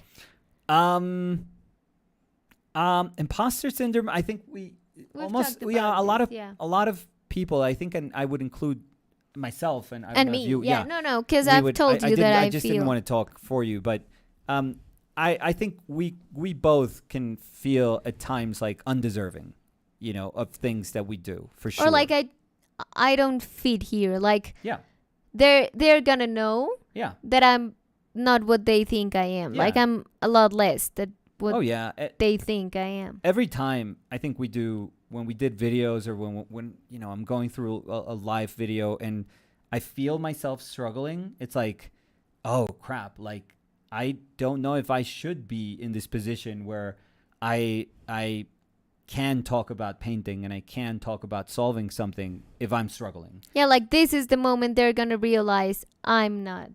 Yeah, but the truth is, when you step back and you look at the grand, the grand process of, in our case, like visual, I didn't want to say picture making, but I don't know, just visual art, the exercise of making visual art. You realize that it's just, it's not this thing, this road that suddenly, keeps going up and up and up, and you're going to reach like the apex. You're going to reach like the highest of arts eventually. No, it's like, roller coaster. Sometimes you do things that are great and you feel great, only to come up the next week and try to do something and you suck and you go like, where the hell did everything go? Like, I thought I had learned shit. Like, where is that now? Like, it disappeared. And then you fight back, you claw your way back together, like back up to like that place where you've been working so hard. But then maybe you plateau for years. This doesn't have to be like a couple of days. Sometimes it's like years, and you're like, oh, what happened to me? Like, I haven't done anything original or anything interesting in years. And then suddenly you take chances and you drop, and then you claw your way back up together, and you have a new perspective in life, and you learn new things, and you finally enjoying art again. I think while that sounds like, oh my God, who wants to be a part of that life? Honestly, I think that life is closer to what we live than something that's just super consistent, where nothing moves you that much. You don't want to, kind of break away from that path. You just want to, look to the horizon and just stay your path. Like, you just want to go straight. I'm sure there's people that can do that, but usually for most of us, it's going to be tough. It's going to be a tough road, ups and downs. We're going to feel great. We're going to feel depressed. We're going to fight through it. We're going to get better, and then we're going to get worse. And then we're going to find a place where we're okay, and we try to, stay there for the longest time. I think part of what makes us feel alive is just that constant sort of, pushing and fighting. Hopefully it doesn't sound like you have to desperately fight, but it is about, oh, come on, I have to fight through this. I have to push through this. That's super interesting. And can you become a genius? I don't know. Become a genius? I think the definition of genius is like somebody who's quite different from the start, I feel. I mean, it's very let's say if we're only looking at art, and by art, like I would say, composers, like if you're thinking of like Van Dyck or Mozart or Michelangelo, or these are people that, or Raphael, when they were born, they were different. Like, they knew it. Yeah, but I would say that they were born genius, but they also had to practice for becoming the genius they are. Because they could be born with an amazing talent, but if they never explore or both like nature and nurture, that both. Talent, you need that. Exactly. There's people that are geniuses and squander that talent, and they think that they don't have to do anything. They like, people are just going to throw money at their faces just because they're incredible.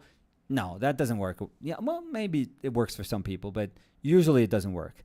But I think extraordinary people are different from the start.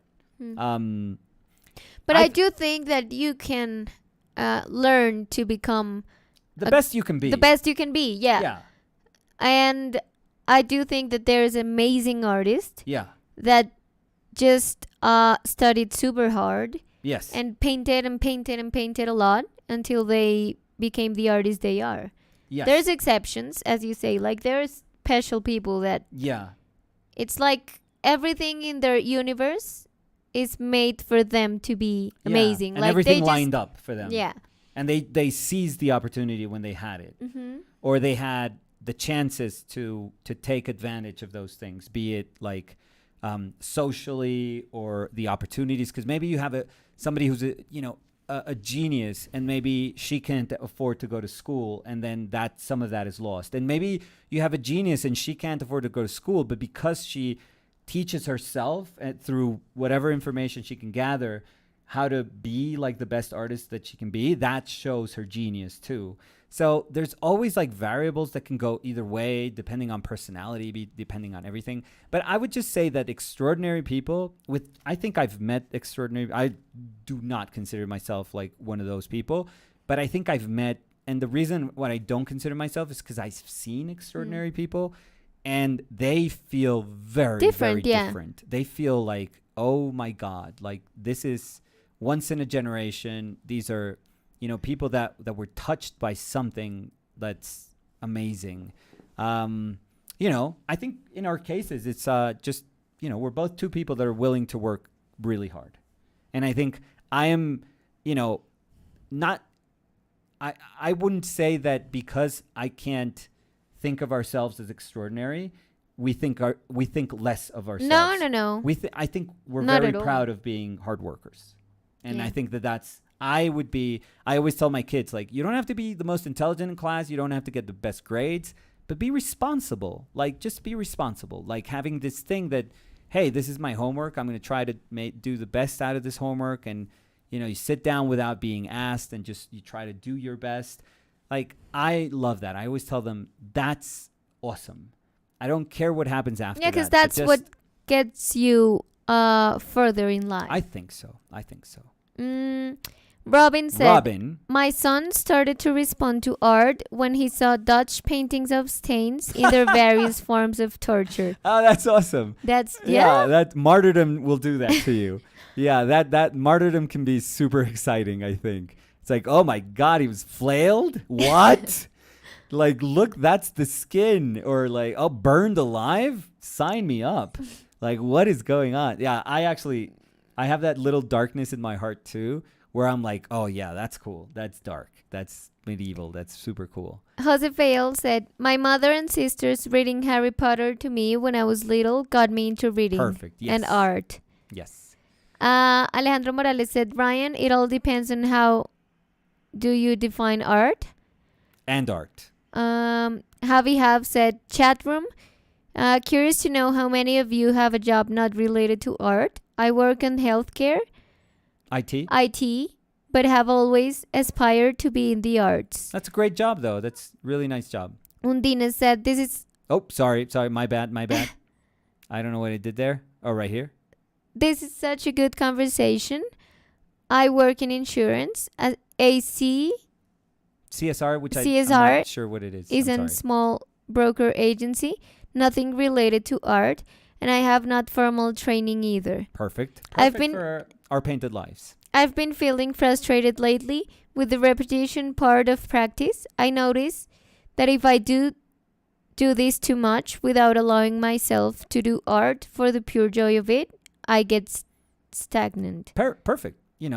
Recognizing, if Undinas is recognizing that, what they want to get from art, and when that is not accessible to them, perfect. That is perfect. For some people, it's going to be, I can't work enough. Like, I need more hours. Yeah. But for other people, it's going to be like, no, this is too much. If it's like my whole life is... If it's a burden. Like, full of responsibilities. Yeah. And if learning this is like, oh my God, I have to study. I move a lot. No, I have to study, in my professional life, and I want to get home to study even more.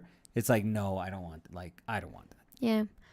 Alejandro Morales said, I do also have a job not directly related to art, and I love art.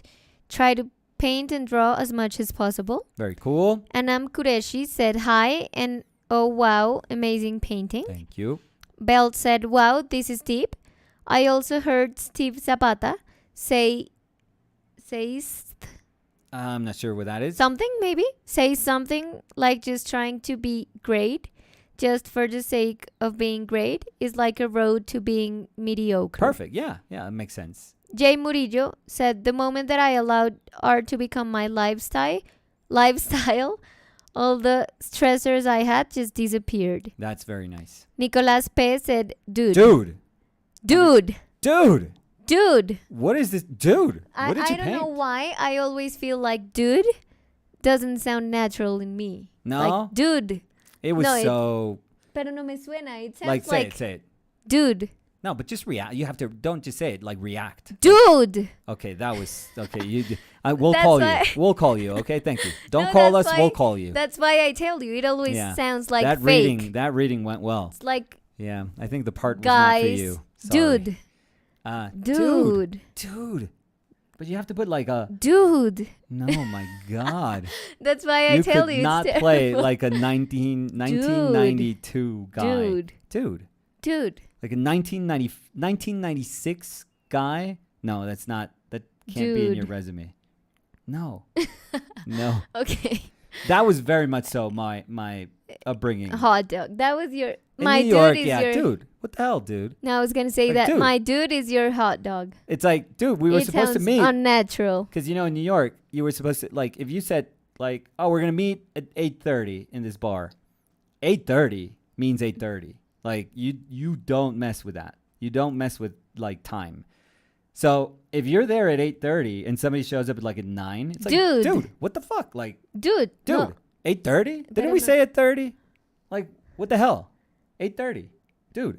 Why are you doing like 8:30, dude? Because it's coming back. It's coming back. Anyways, dude, come on. Anyways, your mom said so good this painting. Yeah, thank you, Olgis. Nathan Parrott said, love the painting and warm glow, Nicolas. Hi to both of you. Thank you, Nathan. How are you? Beliko Duric said, hey guys, this is such a beautiful painting. Who is the author? Nicolas. Right here. Right here, dude. This guy. Was it good? Dude, right here, dude. No. It's right here, dude. Well, what are you talking about? No, dude, British people don't say I dude. didn't say British anything. You were like... He's right here, dude. No. But that would be a little rude if you put it at the end. Dude, he's right here. Dude. That was more surprised. Like, dude, he's right here. That dude is right here. But if you say, he's right here, dude, it's like, whoa, okay, I see him. Sorry. Okay. It's like, sorry. Dude, he's here. Dude, chill. Dude. That would his response to him. Here's the dude. It's right here, dude. Dude, chill. Like, okay. Settle down. Is it carrying pillows? It's it's feeling the dire need to put, pillows on her back. I'm gonna say her because I it's based on Danny, but I thought of her as a her, so I'm gonna refer to it as a her, to the character as a her. So yeah, I think she feels this very irrational need to just wrap herself in the back only, with to these protect pillows. Bad entities. To protect it from anything. In my case, those things will probably get banged up with the caves and stuff, like trees, branches. They get all scratched, That would be amazing, and like the feathers. Filling, the filling comes out. Yeah, like flowing around. She's a mess. Leaves a mess behind. Yeah. Veliko also said, great thing about this character is that it has so much storytelling. Great painting and such cool character. Has that Souls / Bloodborne / Elden Ring feel. Again, if you want to give me a call when you watch this video, which is never, ever. I would love, that would be... I've always wanted to do a comic book cover, which I'm never going to do. I've realized that that's not going to happen for me. And a video game character? Oh, if I could be part of a production work of video games, that would be very cool. Yeah. But I would love that first meeting where I would be like, hi, I just got hired. Never done this before. Probably going to take more time than you guys usually take. We'll call you back. Thank you. Yeah, that would be... Goodbye. Good night. Hi. Jair Piñero said, hey y'all. Hey Jair. Margo. Wow. Dice, en la Bienal de Venecia, en la expo principal, hay muchísimas artistas muy jóvenes y no puedo evitar pensar en el punto en el que estoy yo, con 57 años. Compararse nunca es bueno. Nunca es bueno. Sí, nunca. Nunca es bueno. Nunca. Alejandro Morales dice, hola Margo, te entiendo, a veces es inevitable. La comparación es inevitable y tóxica. Y volverse más viejo es inevitable también. Entonces. Pero volverse más viejo no es tóxico. La comparación es tóxica. Sí. Pues yo creo que hay comparaciones, hay contextualizaciones. Pero no es una comparación. Honestas. Es que eso es cuando uno empieza a compararse a uno con otros y uno lo hace, yo lo hago todo el tiempo. Pero sé que no es bueno. No cuando es bueno. No es exageradamente...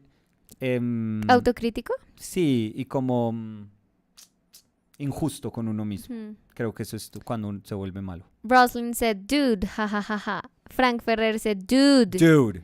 Bell said, Dodd. Wow.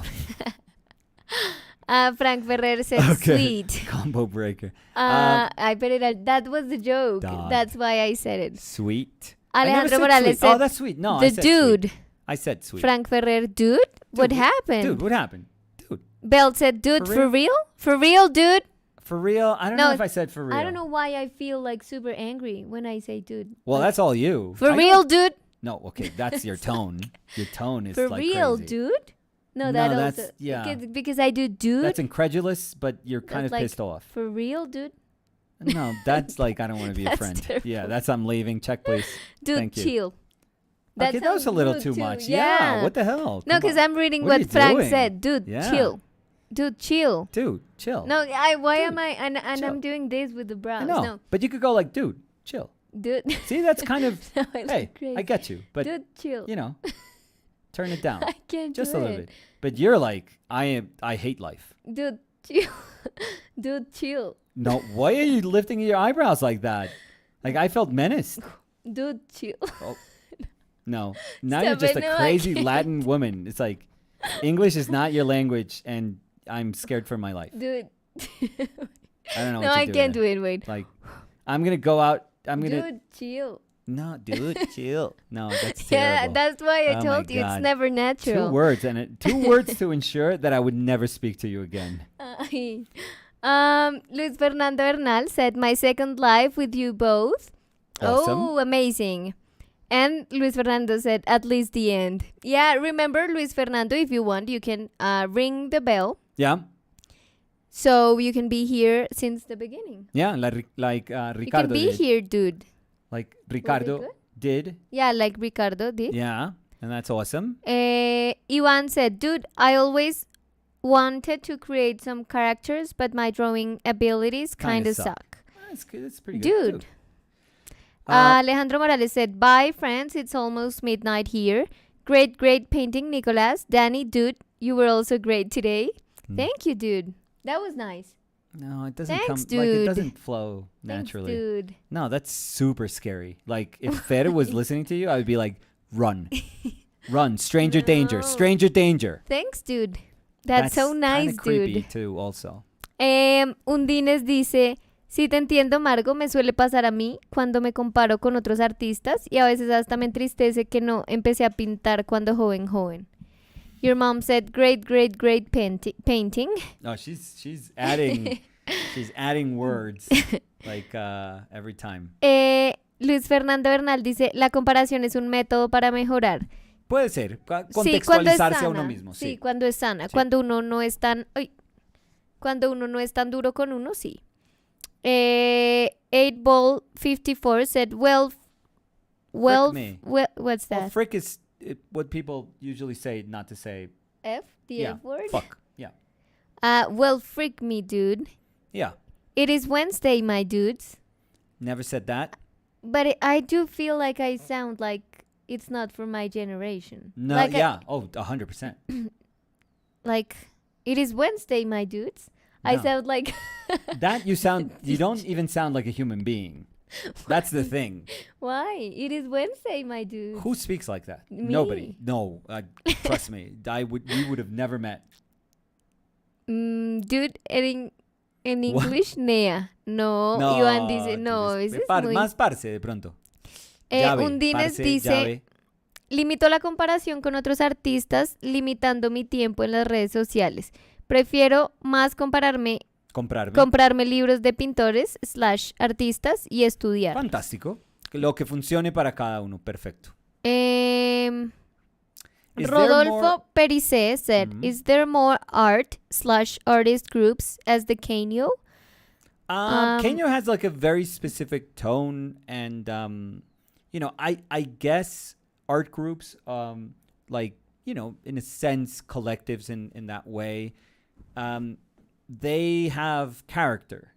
And, I don't know if you're going to get the same character that you would get there if you go other place. I think Warrior Painters is very healthy, good vibes. Also, I'm not saying that this is different than Kenyo. It's just very, very different. They're very, super driven. Again, I'm not saying that this is not something that's present in Kenyo, but I'm sure that if you go there, it would feel, I don't know. You know how I think of this? Like when I was in school, I had different friends, like groups of friends. I always felt I was very not malleable in the sense social that, butterfly.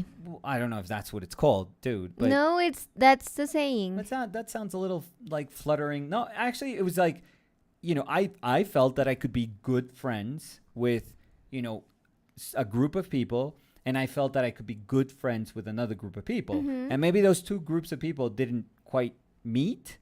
But for me, it was like, I don't care. Like I can actually function as this. Yeah, because I bridge think that happened to me too. Between that, and I think it happens with a lot of like sometimes your like let's say your work friends Are not usually your not your like college friends or your college friends or your childhood friends or stuff. Those two groups of people are sometimes like, hey, yeah, nice to meet you. We have nothing in common. So I would say that art groups kind of function in the same way, that you can get some things from some groups, but you would probably have to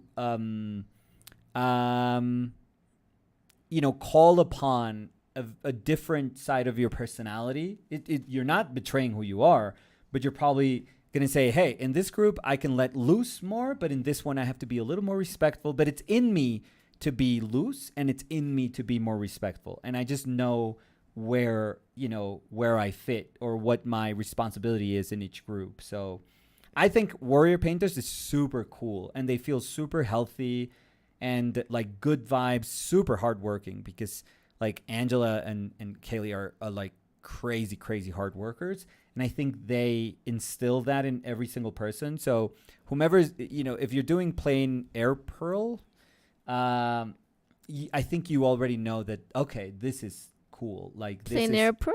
Yeah, that's what they started. Like, no, but why did you pronounce it plain air, but it's plain air pearl. Yeah, but you pronounced it weird. Well, plain air pearl.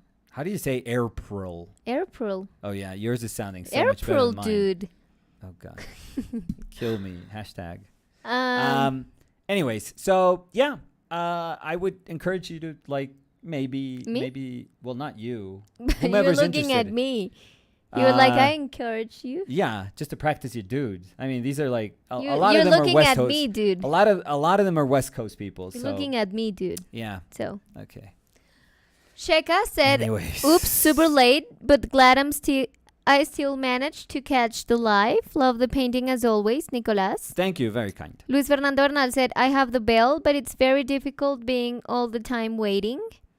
No, oh, I know. Well, no, you don't have to look at your screen. No, like, and also the visual correspondence don't distract me. I'm waiting for that bell are to like scheduled. move. Yeah, usually So you could see the time. They're visual gonna correspondence are, I think we've been Usually. 100% with this though. No, I think we No, missed did we one miss day. one? Just But, one. you know. But like for 10 minutes, I mean, it wasn't like but it's usually crazy. like 1:30 our time, Colombian time, Mondays. Like yeah, and it's scheduled, so you could see okay, the image Yeah. too. so To see the hour we're gonna be live. Monday through maybe tomorrow we're gonna do not maybe. I'm gonna come clean. Tomorrow we're gonna do an early early session. So tomorrow we're probably gonna be around 10 o'clock Or our time. earlier. Yeah, or 9:30 to 10 o'clock Colombian time. Yeah, GMT -5. yeah, So yeah, just keep that in mind. yeah. But if you're like, hey, I can't keep that in mind, just ring that bell, turn notifications on for like YouTube, so that the people that you follow, that you've pressed that bell, and you don't have to press the bell for everyone. Just do it for us. But I'll be honest, I only have the bell for us Yeah, but Will, because we're cool. Because we we're are. super cool. I have the bell we're too different. for us, dude. I mean, we are the dudes, No, I think you extend the dude. Just try to do it like shorter, like. dude. No, what was that? Shorter, dude. That Dude. sounded no. Hey, That- dude. No, God, no. Hey, Oh, dude. Jesus Christ. Hey, dude. Okay. How can I not No, extend? honestly, I say you're dude. beyond help. Hey, dude. Okay. My God, I Um, imagine that's how Callum speaks. Like this is robot. Beep doop. Yeah. Duck. Yeah. Ryan Serra said, when you look at early Lipking or some of those type of painters, do you think this is just a Richard Schmid baby? How do you separate yourself from masters? Tough. Yeah.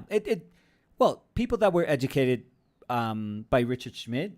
Richard Schmid was just an insanely powerful educator. So I think a lot of his DNA just passes through to the people that were his students.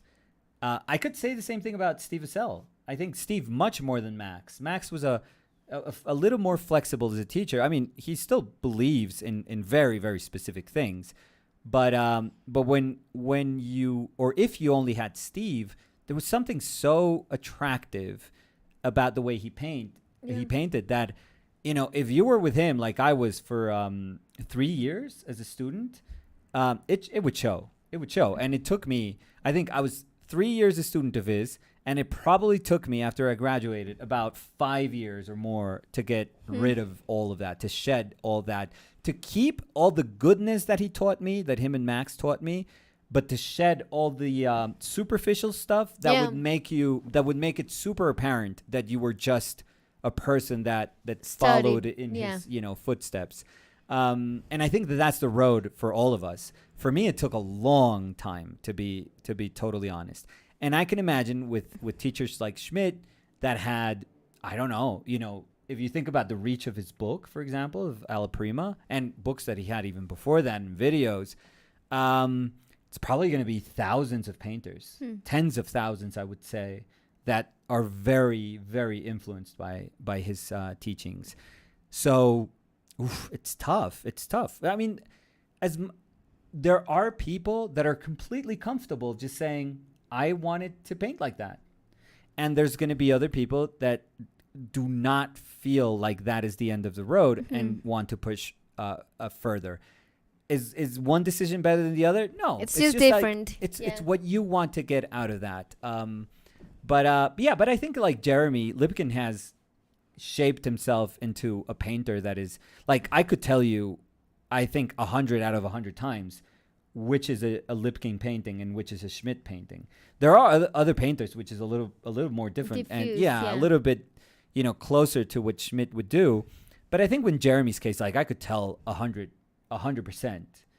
which were his paintings. But yeah, for sure. With Odd Nerdrum, a lot of people that studied under Odd Nerdrum or really respect Odd Nerdrum, you can see the Nerdrum influence in their work too.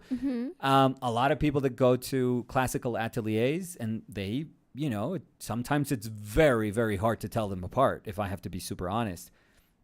But I think it's in most of our paths, not for everyone, but most of our paths, to eventually say, I want to see if I could carve my own way.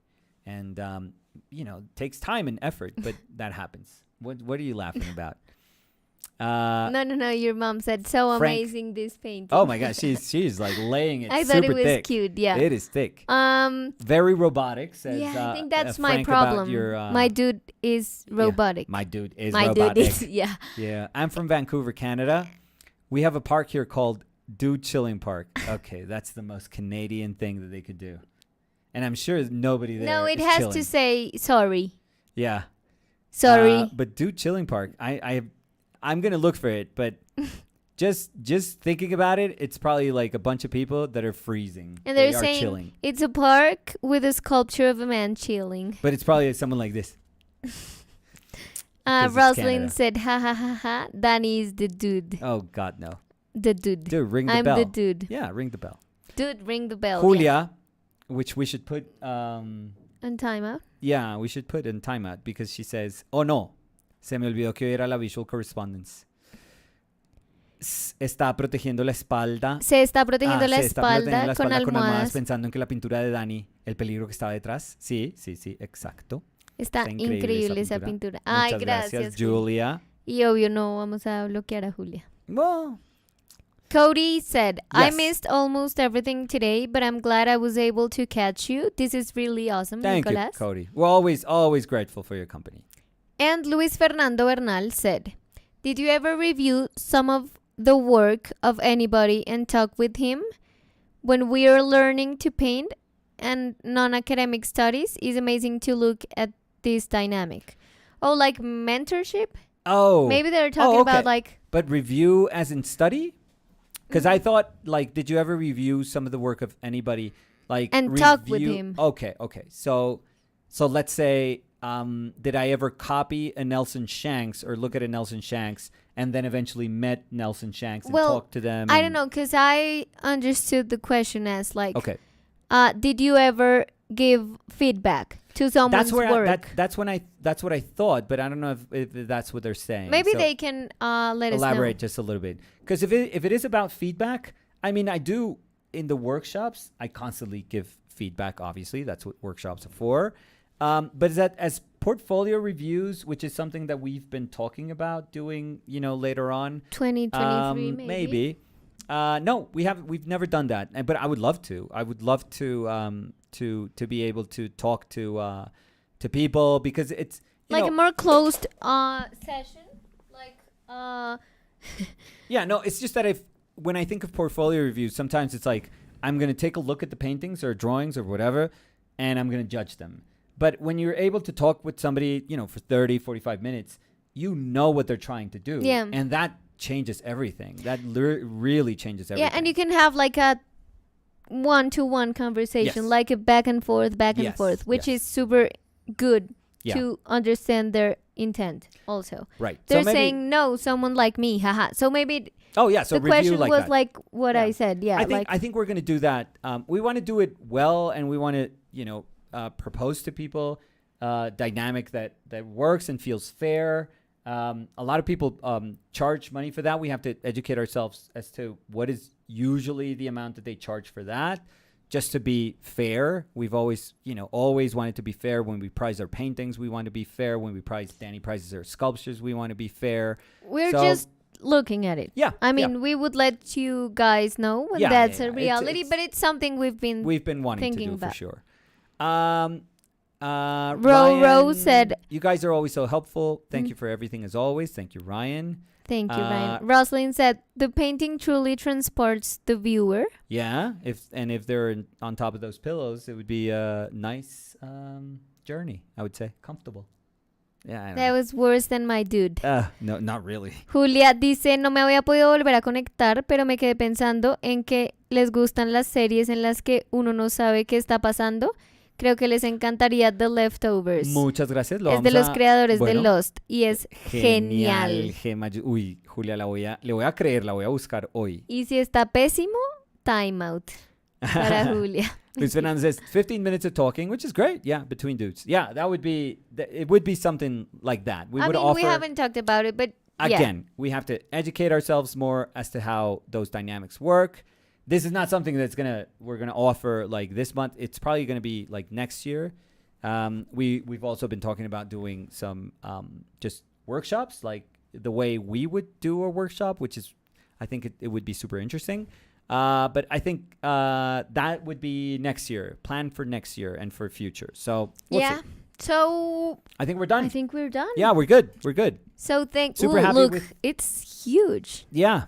I mean, and if I wear that, it's like I can't breathe. No, I wouldn't be able to breathe. I'm sure I would can. be like, sausage in the making. No. Yeah, I'm tight. sure you can. It goes like tight. over my knees. I know, but you've seen my back. I have like a disproportionately you should try it on. Wide back. You should try it on. Not like on torso. Screen, but you should try it on. I've noticed more and more with my leg, like my femur.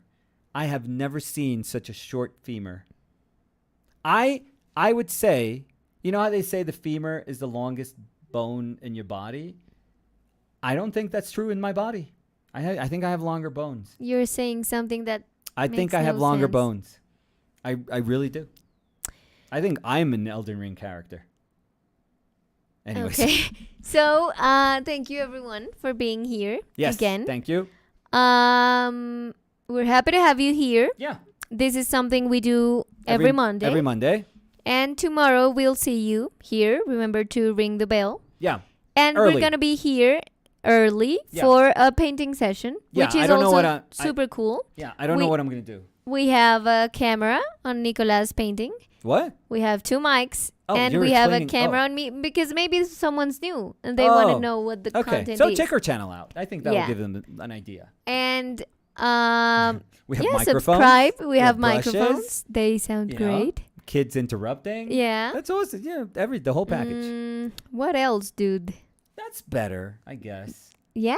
It's just that it's not coming from inside. Like you're not really emphasizing something that you want to say. Because I do think that I'm not the type of person, not even in Spanish, which is my language. I don't say like...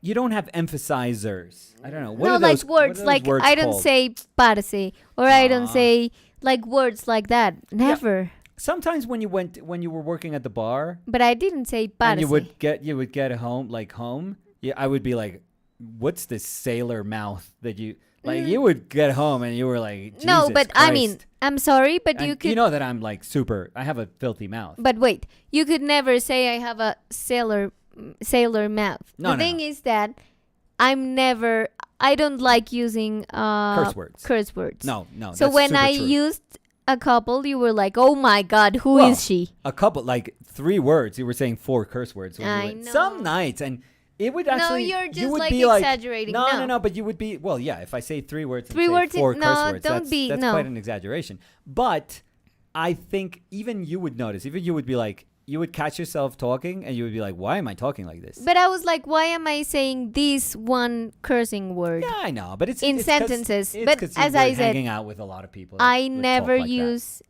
curse words. No. And So when I use them, it's regularly weird. you don't. Yeah, but dude is not it. It's just an No. emphasizer. But again, with curse words. But also, I was gonna say that I never use, because you were the one that said the curse words when I went to the bar. I'm pretty. But I naturally, like, it doesn't flow in me saying something like an How did you say? I don't know. I think I'm making up that word. Like a a word that to emphasizes refer- everything. Is that what it's called? Maybe. I don't know, dude. Emphasizers. I don't know, Yeah. dude. Dude, it's emphasizers. Dude, I don't know.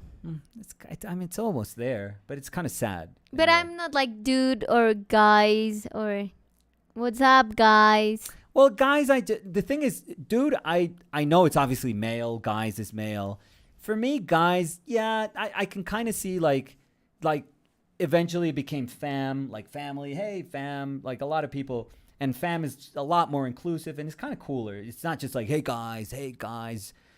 Dude, for me, even though it's a guy thing, I think I met, dozens and dozens, if not hundreds of girls that were like, dude. And it was cool. It was. Yeah, but I'm not going there. I'm just saying I that know. nothing of that fits me. I know. Like, I feel like I sound like kind of an alien saying that, because it very much doesn't come from me. Like, I'm imposing that words. I know. It's very sad. So Super sad. that's it, dude. Oh, see, We're done for today. So sad. We'll see It's you like watching tomorrow. a word die. You see the word die, suffer and die. It's not die, it's dude. Oh, Jesus. Like, We'll see you guys. mm-hmm. We'll see you guys. I said guys, and it was naturally. Mm. And thank you for being here. Depressed, honestly. Bye, everyone. It's Thank super you for joining us. Yeah, but I can't cut No, the you stream don't know off. how to- No. I'm gonna make You you. just have to put the stop streaming. I'm just gonna make you feel uncomfortable No, that's there for start like a little recording, Nicolas. bit. Which one is stop? This stop. one. Yeah. So, Bye, everyone. See you later, guys. Bye. Are you sure? Don't we have to do end stream? From No, you the, have to do here. I mean, I'm the one that does that I think if on you a hit, daily I basis. think I'm gonna do it here Okay. because I think if I hit end stream, that's gonna do it like instantly. So love you guys. Bye, everyone. We'll see you guys tomorrow. Remember, early. Yeah. We'll Maybe see it's because Liverpool is playing like United, so maybe that's the reason. you. You're stretching it again. Bye. Bye, everyone. Edit in studio. No, you